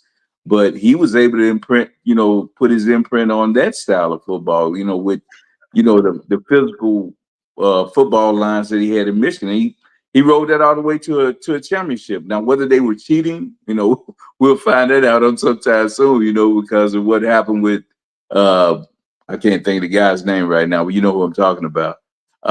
With everything that went on with that. So was the cheating part of it, or was this really, a product of how he coaches football? Because like I said, he's been successful at every level. But I agree with you. The NFL right now is more wide open than it was in the past. So, he had a hell of a defense. He brought that McDonald kid in, and that defense just wrecked shop. Yeah. And I think that enabled him to not have to benefit from the offensive side. The offense didn't have to win the game for him. The defense just did such a great job that the offense had to just do is, stay bay. Just do what you do. Because the running game still was effective even in the championship game. True. And that's my point. He's going to be physical. I don't think that running backs are really his thing, because he doesn't care about breakaway runs and things of that nature. He just want to move the chains and take time off the clock. He's going to shorten the game with a running attack, and then he's going to hit you downfield when he can, or whatever, when the play presents itself. So that's why I wanted to get your take. Do you think he's going to be able to adjust to this new game? What do what you expected from him? Yeah, if he does, it's gonna take him a while. It's not. It won't think it'll be this year. I think this will be a fill out year. You know how game 1 in the 7-game series. I think this is gonna be it. Marlon said he want to see a Caleb Williams look against real defenses. Yeah, I kind of agree with that, because I don't think he plays on schedule, and by that I mean everything is like the home run play, get outside the pocket. And what we've seen with players like that is defenses will funnel you to your weakness. If you don't throw him well across your body, they're going to push him. They're going to load the thing up and push him. If they're going to make him throw, he's going to have to go to his left to throw if he's a right-handed quarterback. They're going to make it a little awkward. He won't be able to scramble out to his right. That's the way they're going to do it. And then they're going to try to take stuff away from him. I don't think he's the biggest guy, so they definitely want to, put pressure in his face and make him have to see around, see ghosts and see over people. So I agree with who was that said that? Marlon. I agree. I want to see what happens, because once they get film on you, that's when they start to take a step away from you. You might have success early, but then what happens once they get film on you and they take those things away? So I'm looking forward to that too. When it dropped 50 below, Tua struggles in that weather. Yeah, no doubt about it. And that's the one thing that I was worried about, and even taking him this year. Now it's good to take him early in the year because it's still warm and still football weather hasn't arisen yet. So he'll be good early, but let's see what happens once it starts to really get cold and you get football weather. All right, now it's time to answer the famous question. Now it's your turn, Han. One game, national championship game. You got a quarterback in the team. Who are you trusting more to win the championship? You got Tim Tebow, Cam Newton, Michael Vick, Vince Young. Who you take? It might not be a popular decision, but if I'm playing college football, I saw 15 in the Gator in the Swamp. He was a bad man. I agree. That's who I'm taking too. Yeah, I'm not really the biggest I'm not a Tebow fan, but for college football, I don't think there's a problem with any of the guys you mentioned. All of them are good. All of them would be a great choice. But it was something about 15. They believed in that dude. And, part of it may have been that, God just was smiling down on it. He had a direct line to him or something, but that dude was something different on that field, man. What all those guys were. So, but I guess I'm gonna go with 15. I'm gonna go with Tebow, man.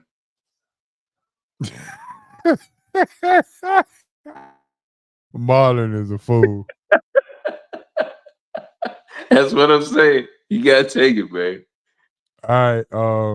Ain't nothing wrong with a little divine intervention, baby. No, definitely ain't nothing wrong with that. Yeah. They say he got to go with Tebow as well because he did more than once. Yeah. That's my point. I mean, They said, but they said his team was loaded, but somebody had to stir the drink, though, man. Yeah, man. Tebow was something else, buddy. Yeah, that whole team was something serious. You couldn't. One thing you can do with that. Nah.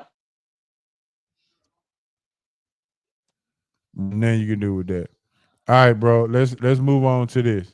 I was trying to figure this out, and it was hard to trying to do it, but we're gonna see who the face of the league is. I'm gonna name a sport. You tell us, and we're gonna let everybody else tell us who's the face of that league or that sport. All right, since we in college football, who's the face of college football right now?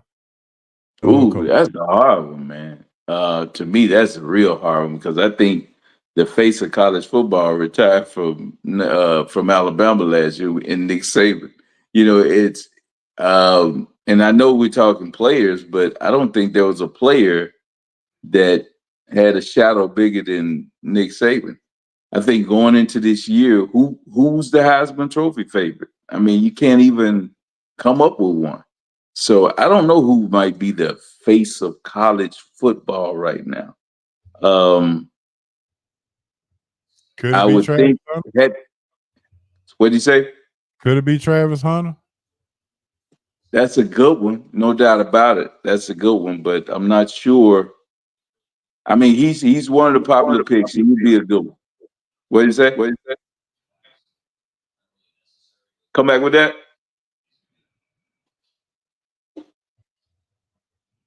I couldn't hear you, big homie. Oh, I didn't. I was reading the thing here. Oh, okay. And, I was looking at him. I was talking a little bit to myself, but Coach said, Hunter would be one, but Marlon said Shedeur right now is the face of college football. I think they're pretty popular, no doubt about it. When you think of college football, there's no real bigger names in college football than those two guys. That's for sure. I can't argue with either one of those. I can't argue with either one of those. Yeah, I'm with you, bro. I think it's just hard to pick right now. Let's move to the NFL. Who's the NFL face of the league in the NFL? Patrick Mahomes, man. Patrick Mahomes. Not It's even his close. league. It's his game, without a doubt. It's Mahomes, man. If I just don't see how it can be anyone else. You know, this dude has won three Super Bowls, been to 4. Each time they keep saying, well, he can't do it with this team. He's proven 2 years in a row when they said he couldn't win without Tyreek Hill that they wouldn't make the playoffs. I argued with people then. I said, nah, he's still going to be pretty good. Then you turn around, I say he still had a chance. He didn't turn around last year, didn't even have a real number 1 wide receiver all year long. You know, had MVS dropping passes. Rashee Rice, you know, before he started hitting people on the interstate and whatever, was dropping passes and not doing what he needed to do. It just wasn't there. He had Travis Kelce and a band of nobodies. So I have to give him still. He's the face of the NFL. You know, he might talk like Grover or Kermit or whoever, but he's the dude, man. Yeah, he's the man. Said something about them dudes that wear number 15 that y'all smile on. I guess so. All right. Yeah, I have to go with that. Could Lamar Jackson ever be the face of the league? Is he too Southern? Is he too South? What is it about him? I think you said it, Big Home. I don't think that certain players can ascend to that level no matter what and how much they win because they just don't look the part, you know, the aesthetic part of it, you know, and how he speaks and he can win or whatever, but you're going to always have that detractors and they're not going to look at what he does on the field, but how he speaks, how he, you know, relates to people other than his own crew. You know, it's tough. You know, the thing about Mahomes is he's not threatening. Same with Steph Curry, not threatening. LeBron to a point, not threatening. So I think that has to be a lot of it. You have to have a personality, an air about yourself where you're not threatening to the masses. And I'll use that constructively. All right, so I don't think, even if Lamar wins the Super Bowl, I don't think he could be the face of the league.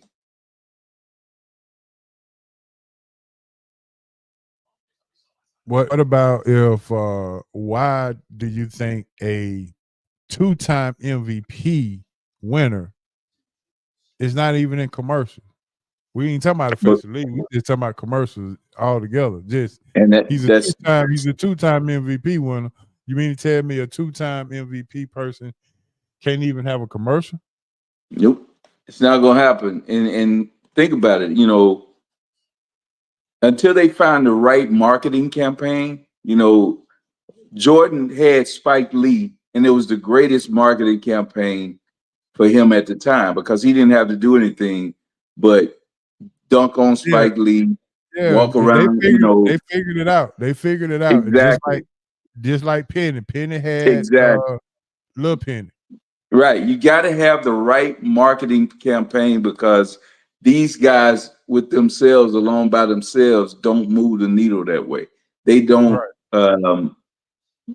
their polish, their shine, their what they call a Q rating it's not there. So, bro, they brought in Tyra Banks and Chris Rock to help in the hard way. And that's what I mean. You got to have the right marketing campaign. It's got to be something about it.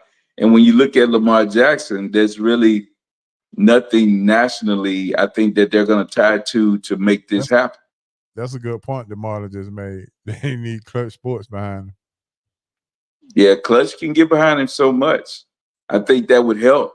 But you still got to have something that the public is going to gravitate to. Like you called it, Lil Penny was the right niche. You know, it was the right niche. It hit right. You know, Spike Lee hit right.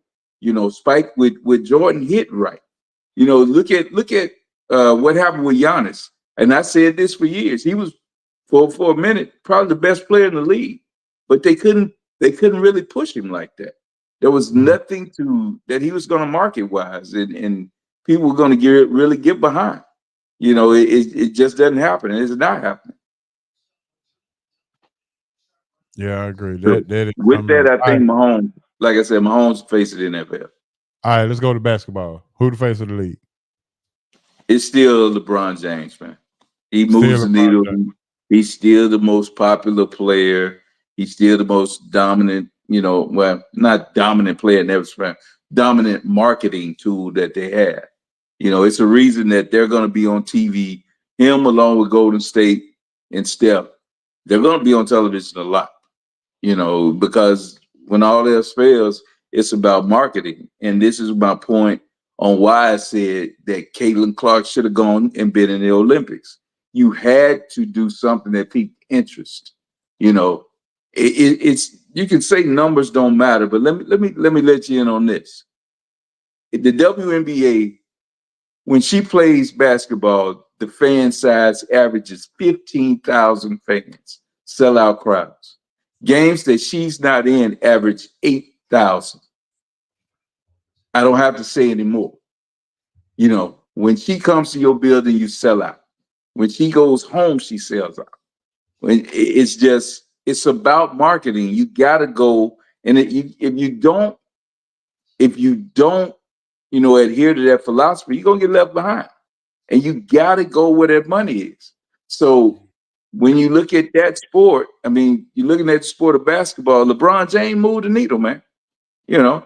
People want to see what he's going to do. No matter if you like him or you don't like him or you love him, whatever you do, you're going to watch. You're going to tune in to see LeBron play. He still moves the needle. Okay, I can go with I know that. they're looking for the next guy. They're looking for it to be Luka. They're looking for it to be Ant-Man. They're looking for it to be one of those guys, but I don't know, man. I don't see it right now. All right, baseball. Shohei test tube Ohtani, man. It's Shohei, dog. He doesn't have to say a word. He don't have to do nothing. But that dude right now, man, he box office. You you're gonna get a show with him most every night. The things he's doing, stealing bases, hitting for average, hitting for power, and just waiting to see how or if he comes back as a pitcher. This dude, he ridiculous, man. I don't know, man. Right now, to me, he's the face. You know what? I take that back as the face. He's I think the most intriguing player. I don't know who besides him who is the face, because baseball is one of those sports right now that it doesn't hold the attention of everybody. But I think I'm going with her. I'm going with him. I think Ohtani is the face of the league. Okay. Let me swing it back to you. If it's not him, who is it?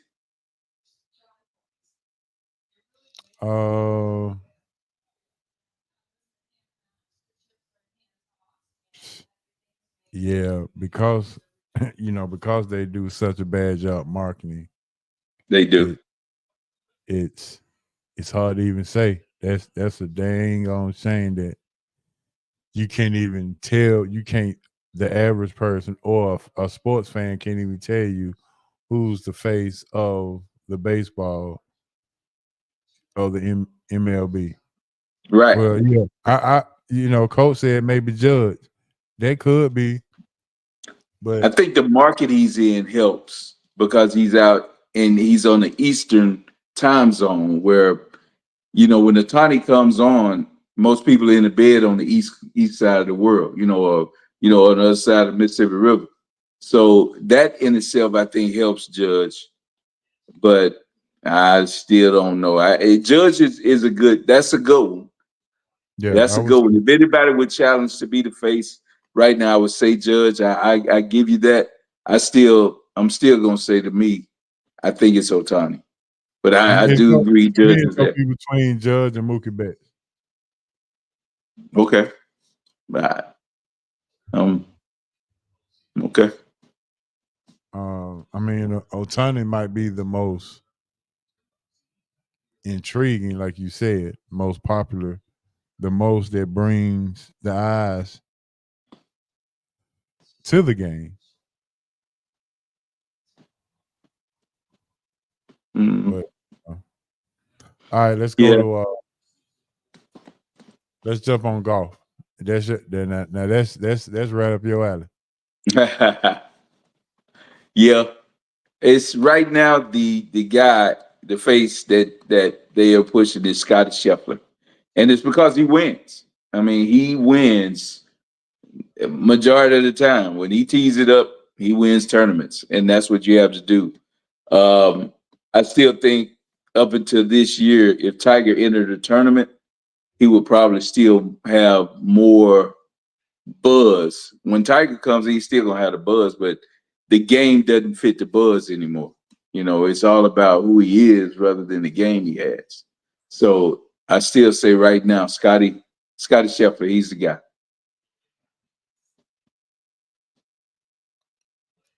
Boxing. Wow. I think Tank, man. Pound for pound, Tank Davis. Yeah, I think he's the one right now, man. Marlon said Tiger still bring him out, so he still think Tiger's the face still. Yeah, like I said, I think Tiger brings it out, but if he can't finish after if he's going home or not in contention, I just don't think you can call him the face because, like I said, he's gonna garner attention, no doubt about it. Mm-hmm. But he's going home, and that's the problem. Exactly. Tank is the face right now in boxing. I think so. Okay. I think so. I'm going Tank Davis. All right. What else we got? Golf. All right. We don't even need to touch WNBA because that'll be It's a shame, big homie, because like I said, I think Asia Wilson is the best player, and you got some great players in that league that deserve attention, and I think they're getting some, but they're just overwhelmed when you go to the opposing team's building and they start to root for you, on the road, and you get more applause or more praise when you do something in the opposing team's arena.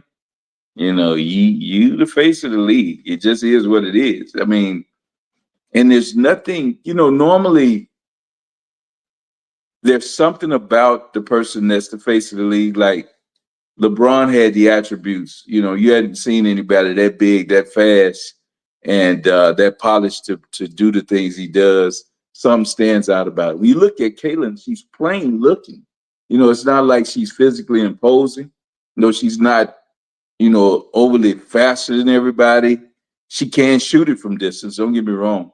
Her passes, some of them are flashy, but when you think of flash and that, you think of what happened with Magic Johnson, somebody like that.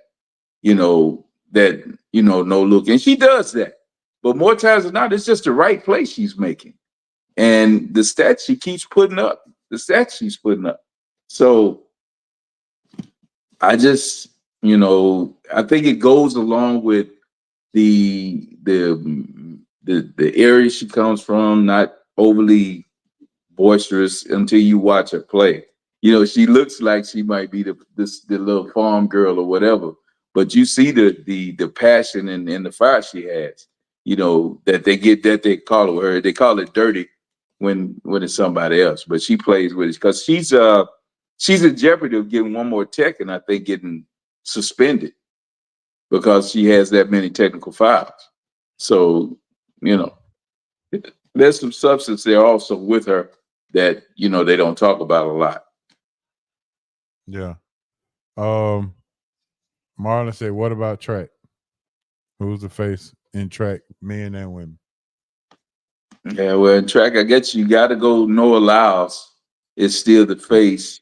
One of the, I think for me, when I talk about it, it has to be my girl, and that tells you I can't even think of her name. Talk to me about my girl, the sprinter. Sha'Carri Richardson. That's what I'm talking about. Is it Sha'Carri. Sha'Carri Richardson? Yeah, I think she's the face of women's track, even though she didn't come out and dominate to the extent I was hoping she would. And more people that are, that watch track. See, the thing about being the face of whatever, you have to garner the attention of people that are not really into the sport. And see, that's where I drew the line when we were talking about in baseball. Yeah, baseball people are people who count on the friends or whatever. They know Ohtani, but the average person might not know Shohei Ohtani, but they don't know Mookie Betts either. They don't know Ronald Acuna either. So that's why it's hard to come up with the face in baseball or in track. Hell, in track, we don't even care about track until it comes to the Olympic Games.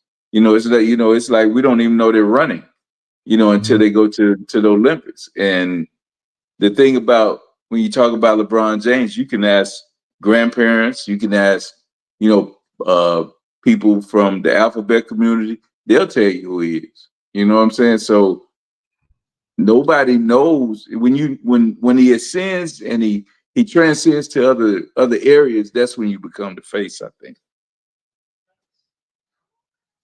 I can see that. Are we leaving anything else out?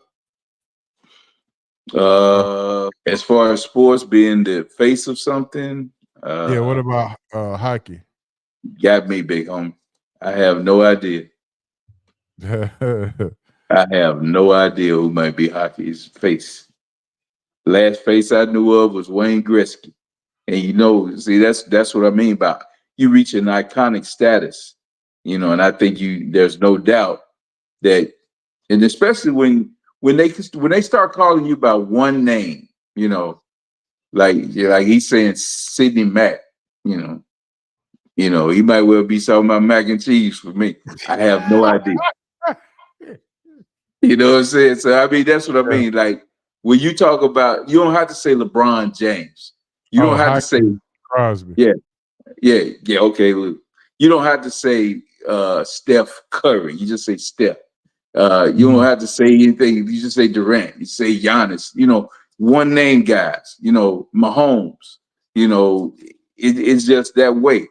That's when you ascend into like the face. Mm-hmm. What about wrestling these days? I have no clue, man. I have no clue. The Rock probably still, for as I'm concerned, and he don't even wrestle full time. So, Rock probably still bigger than most of the names that are in there right now. I know they got some guys or whatever, but I guarantee you the popularity of those events go up. Hockey is Conor McDavid. I've heard of Conor McDavid. I've heard of him. Yeah. So maybe he is the fake. Yeah, maybe. But if he came in here right now, unless he had, a veggie burger and a beer in his hand, I wouldn't, he wouldn't really move the needle. I feel. I think. Let's see. Roman Reigns. I guess that's. Do we need to go to NASCAR? Dale Elliott still the man? Dale Earnhardt. Earnhardt dead. He probably still the biggest name that I know. Yeah. And he been dead 20 years, man. What about my Mellon guy who race cars now? Yeah, we can't even think his name, big homie. But we know Dale Earnhardt. You see what I'm saying? Yeah. We can't even think of the brother's name. We just know he's a brother.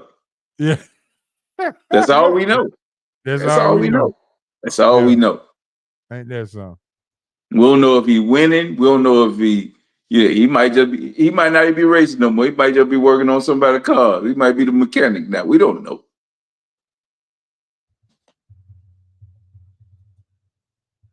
I'm gonna try to look it up real quick. Yeah, I don't have a clue, big homie. I don't know. If you say his name, it'll probably ring a bell, but right now it's a silent movie. I don't know who he is, what his name is. Bubby Wallace. Yeah, that's it. Bubba Wallace. That's it. Oh, we got some folk jumping in. Jeff Gordon back in the day. Back in the day, yeah, Jeff Gordon, was it Rainbow Warrior, whatever he was. Kyle Larson. Not a clue. Not a clue. Bubba Wallace. That's his name. Yeah. Bubba. I don't know Kyle Larson either, big homie. You don't know? I'm sorry, I just don't, man. I don't know. Right, I know Austin Bill from Dawsonville. Yeah, you know, he was, you know, a name, but man, I don't know. Back when I was watching racing, it was Cale Yarbrough and Richard Petty. You know, them were big names back that I knew about. There you go, Danica Patrick. Yeah. She might be more famous for dating Aaron Rodgers now, when she did. Yeah. What about in soccer? Pele still playing? Nah, what's the tall guy getting all the money now? That let you know, big homie. Not David Beckham. Start with a P, I think. Oh yeah, I know who you're talking about. I don't know. It used to be Cristiano Ronaldo, and Ronaldo. Yeah, I don't know who it is now, man. Yeah, Coach said Wallace struggled this season. Yeah. Hope he saved his money, big homie. Messi, yeah, no Messi. Yeah, see, there you go, one name. You know about one name. Yeah, Messi. Yep, there it is. All right, big homie, let's go ahead and jump to this fun bag so we can get up out of here. Let's see. All right. Boom.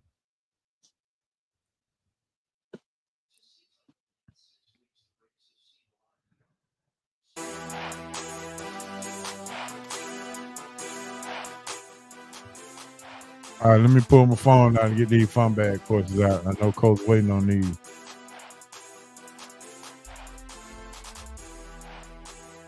Glad to have you back, bro. Yeah, big homie, it's been a while, but I think it's been about 2 months, feel like, since I've been in the show. Yeah. Been a while. First question is this: Did you strive to get perfect attendance while going to school? Yeah, probably the first couple of months or so. Yeah, for a while, man. But yeah, it really wasn't as important as it was for a lot of people, not for me. All right. Dad said it's been too long. Appreciate that, Dad. Yeah. All right, so Tracy said good to see you back in the house, man. Hey, thank you, Tennis. I appreciate it. Glad to be back. Yes, sir. All right, so the question is, and y'all go ahead and follow through, did you strive to get perfect attendance while you was in school? I know I did. That's good, big homie. No, I was trying to get there, but but it wasn't gonna let me stay home no way. So whether I tried or not, they made sure I just didn't understand. We went to school back in my day.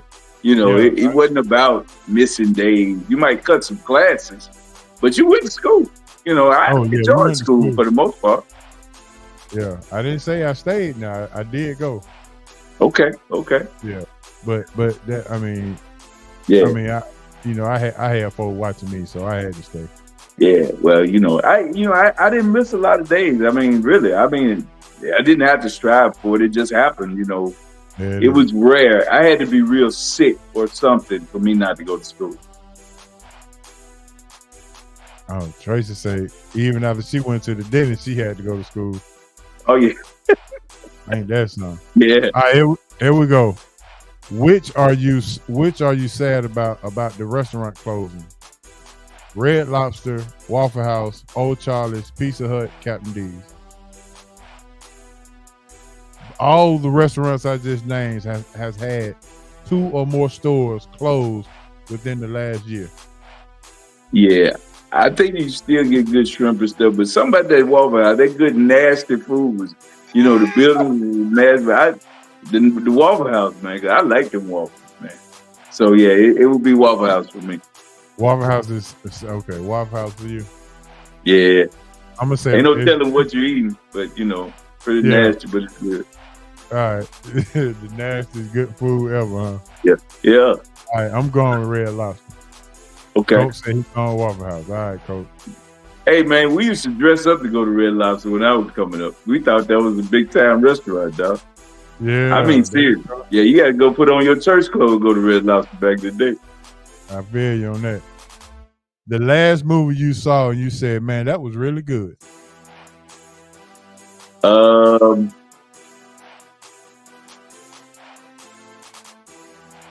to see, man. It's been a couple of Tubi movies that I really like, man, but I can't call the names right now. As far as real, big budget movies, last good one I saw. Dad say Bad Boys for sure. I thought Bad Boys was pretty good. I was about to say that. You took it out. You took the words from me. But if I'm gonna say a big budget real movie, I said Bad Boys was pretty good.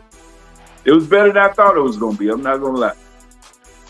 Okay, Coach said Avengers Endgame. Endgame. We can talk about movies on TV as well. I always say, even Lifetime got good movies. If it's more than 2 hours, it's a movie, and especially it's a movie. If it's more than 2 hours, it's a movie. Hands. Okay. Bottom line. So I saw the movie Forever and the one that Terry McMillan. I saw Forever and the other one. I can't even remember the name of it. But the one on Lifetime with LaToya Luckett that was in it. I thought my husband was dead. Did you see that? I don't remember that one. LaToya Luckett, though, I'm sure Missy Superhero saw it because that's one of her girls. Yeah. Yeah, I checked out Forever. Forever was good. I'll have to ask her about it. I'm sure she's seen it. Yeah, I thought my husband was dead. Yeah, check that out. Okay. All right. All right. So going back to school, what did you actually do after school? With the football practice? Did you go to the after school program? Did you go to the daycare? We talking about throughout. You talking about early? Now, when I was really young, I was a bus rider, so I rode the bus home up until like the second grade. Third grade, man, we was in the streets after school. We played football and stuff like that up until middle school. Then middle school, it was every sport: football, basketball, and baseball in middle school. Oh, I said it wrong. I'm sorry. I thought my husband's wife was dead. Okay. My bad. Yeah. Well, somebody was dead. Yeah, somebody. Coach said somebody was dead. Coach said he went over my dear house. There you go. Yeah, went over there and got his homework done and got some good cooking. Yeah, man. I went to the Boys and Girls Club, man, and I thank the Boys and Girls Club for setting a good foundation for me. Okay. Can't be mad at that. Oh no, for sure.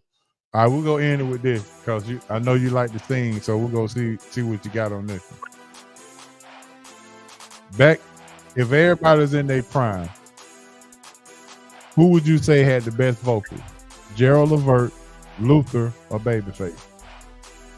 I gotta go Big Luther. Big Luther, man. I'm going Big Luther, man. Going Big Luther? Yeah, I gotta go Big Luther, man. I'm going Big Luther. Dad said Luther. Every time I put Luther in one of these choices, he can't ever lose. So, hey man, Luther's a bad boy, man. I think sometimes we forget. Yeah, I'm going Luther. Luther Vandross. Coach said Luther by a donut. Yes, sir. Ain't no doubt about it. How many of his songs were his songs? Because he sung everybody else's song and took them. If you go back and look at all the catalog, he took everybody's song, man. Yeah. I think he's the only dude I know that would take a song from people, and he made it. It was better when he did it than the original that they did.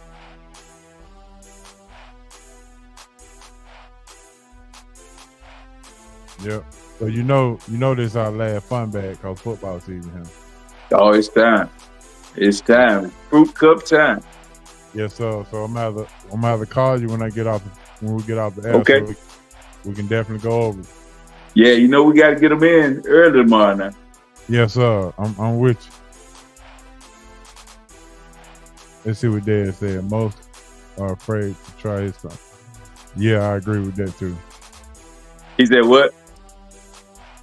Most are afraid to try his song because of the vocals. Because of the vocals. I know that's right. Oh yeah, that's it. The Terry McMillan, Tempted by Love and Forever. Okay. Tempted by Love and Forever. So I always say if a show lasts 2 hours, the movie lasts 2 hours on TV and you eat popcorn, it's a movie. It's a movie. Bottom line to it. Not mad at that. Tempted by Love and Forever, yes. That both Terry McMillan movies. Okay. Yep. So, all right, man. Well, that's going to do it, man. It is 9:05. It's time to get up out. 9:06. Time to get up out of here. And the Braves are winning 4-2. If anybody interested, 4-2. And Chris Sale is the Cy Young Award winner, right hand. Yeah, I think so, big homie. I don't think it should be a question of it. 200 strikeouts in one season. First left-handed ever in Braves history. Yeah. And I don't think people were really counting on him to do the things he's done for them. So that's been especially with the injuries and everything, he's been a good surprise. And Boston paying $17 million of his contract this year. But that makes it a lot better too. Yeah, absolutely. All right, man. I'm gonna shout you out. Shout out to Tenant. Shout out D Will for coming through. Shout out Coach and Asa and Red for coming through, filling in for you when they did. Glad to have you back, bro. It feels like home. Yes, sir. Right in time for football season. So can't wait. Let's go ahead and put 50 on 4, 100 on 4, whatever we're gonna do. Let's go ahead and collect this fruit cup. Gotta get them cups, baby. Gotta get them cups. Right, go ahead and give me a shout out. Hey, man. Hey, shout out to you, big homie, for allowing me to come back in here, baby. Kept my seat warm. All the people that sat in and filled in and kept this thing rolling, I want to shout y'all out. Shout out to all the tenants, man. Let's get ready to ride, man. It's football season, man. So I'm really looking forward to it. I know we're in the hometown of the Dirty Birds. So I know y'all are just as excited for them as I am for the Cowboys. So let's see what we're going to roll with, big homie. Get these fruit cups rolling. Absolutely. Who you going with? Oh, and I want to shout out my high school. I went back home to Memphis this past weekend. They have a mass class reunion where every class is invited. They have their tents all around the park, man. I saw people from that I hadn't seen since I graduated. Some people I played football with at 79, man. So it was awesome, man. So just shout out to everybody that was there at the park, man. It's good. It's a good thing, big homie, and I know we talk about it sometimes. It's a good time to have fellowship with people, and it's not for a reason that you're putting somebody in the ground, man, or celebrating their life for that way. So, man, I enjoy it. I implore everybody that if you have any kind of blast of the past, you're able to go back and you enjoyed the come night. Some people didn't enjoy those early years, but if you did, and they're having something, go check it out, man, because it's a fun time. Yeah, I think we got something coming up. Not all class for our school, but all class for every school. The whole 1990 class. Oh, man. Schools all over the city of Atlanta. That's what's up. So we people from every school. So the whole class of 90 is possibly, I think we're doing something here pretty soon here on the 13th or the 14th of September. So it's gonna be. Yeah, me and Sis had to get together yesterday. Went to the Big Easy Grill, big homie, and me and Sis down and we had to chop it up and talk about some things, and we talked about that and trying to make sure we represent and make sure we're keeping each other accountable for doing better in life and striving for the finer things at this big old age of plus 50. So So we have to make sure we do that as well. So Okay. yeah, that's what we're doing. So we're gonna have to make some trips down there. That Big Easy this football season, big on. We got to set some times up to go down there. Oh yeah, for sure. Yeah, yeah. We got to get a football Saturday now somewhere, and we got to get Coach down there. He ain't never been, so we got to get. Ain't never been. Nah, we got to get Coach down there, and maybe you and him can and finalize that bet or do what y'all gonna do with that. Well, you know, it's basketball season shall be here soon. Absolutely. Yeah. All right, man. Well, let's go do it, man. We appreciate everybody tuning in. Everybody, man, we surely appreciate it. Thanks for tapping in with us and locking and loaded with us, man. We sure appreciate that. And it's been a pretty good while since I signed off this way. But boy, it sure feel good. All right, big homie, let's roll. Boogie, I'm headed home, baby. It's your main man, H.O. from Bankhead, R.I.P. Moms and Pops and BC. And if you love the show, tell a friend. And if you didn't, let's get the fruit cups, baby. You already know we out. Peace.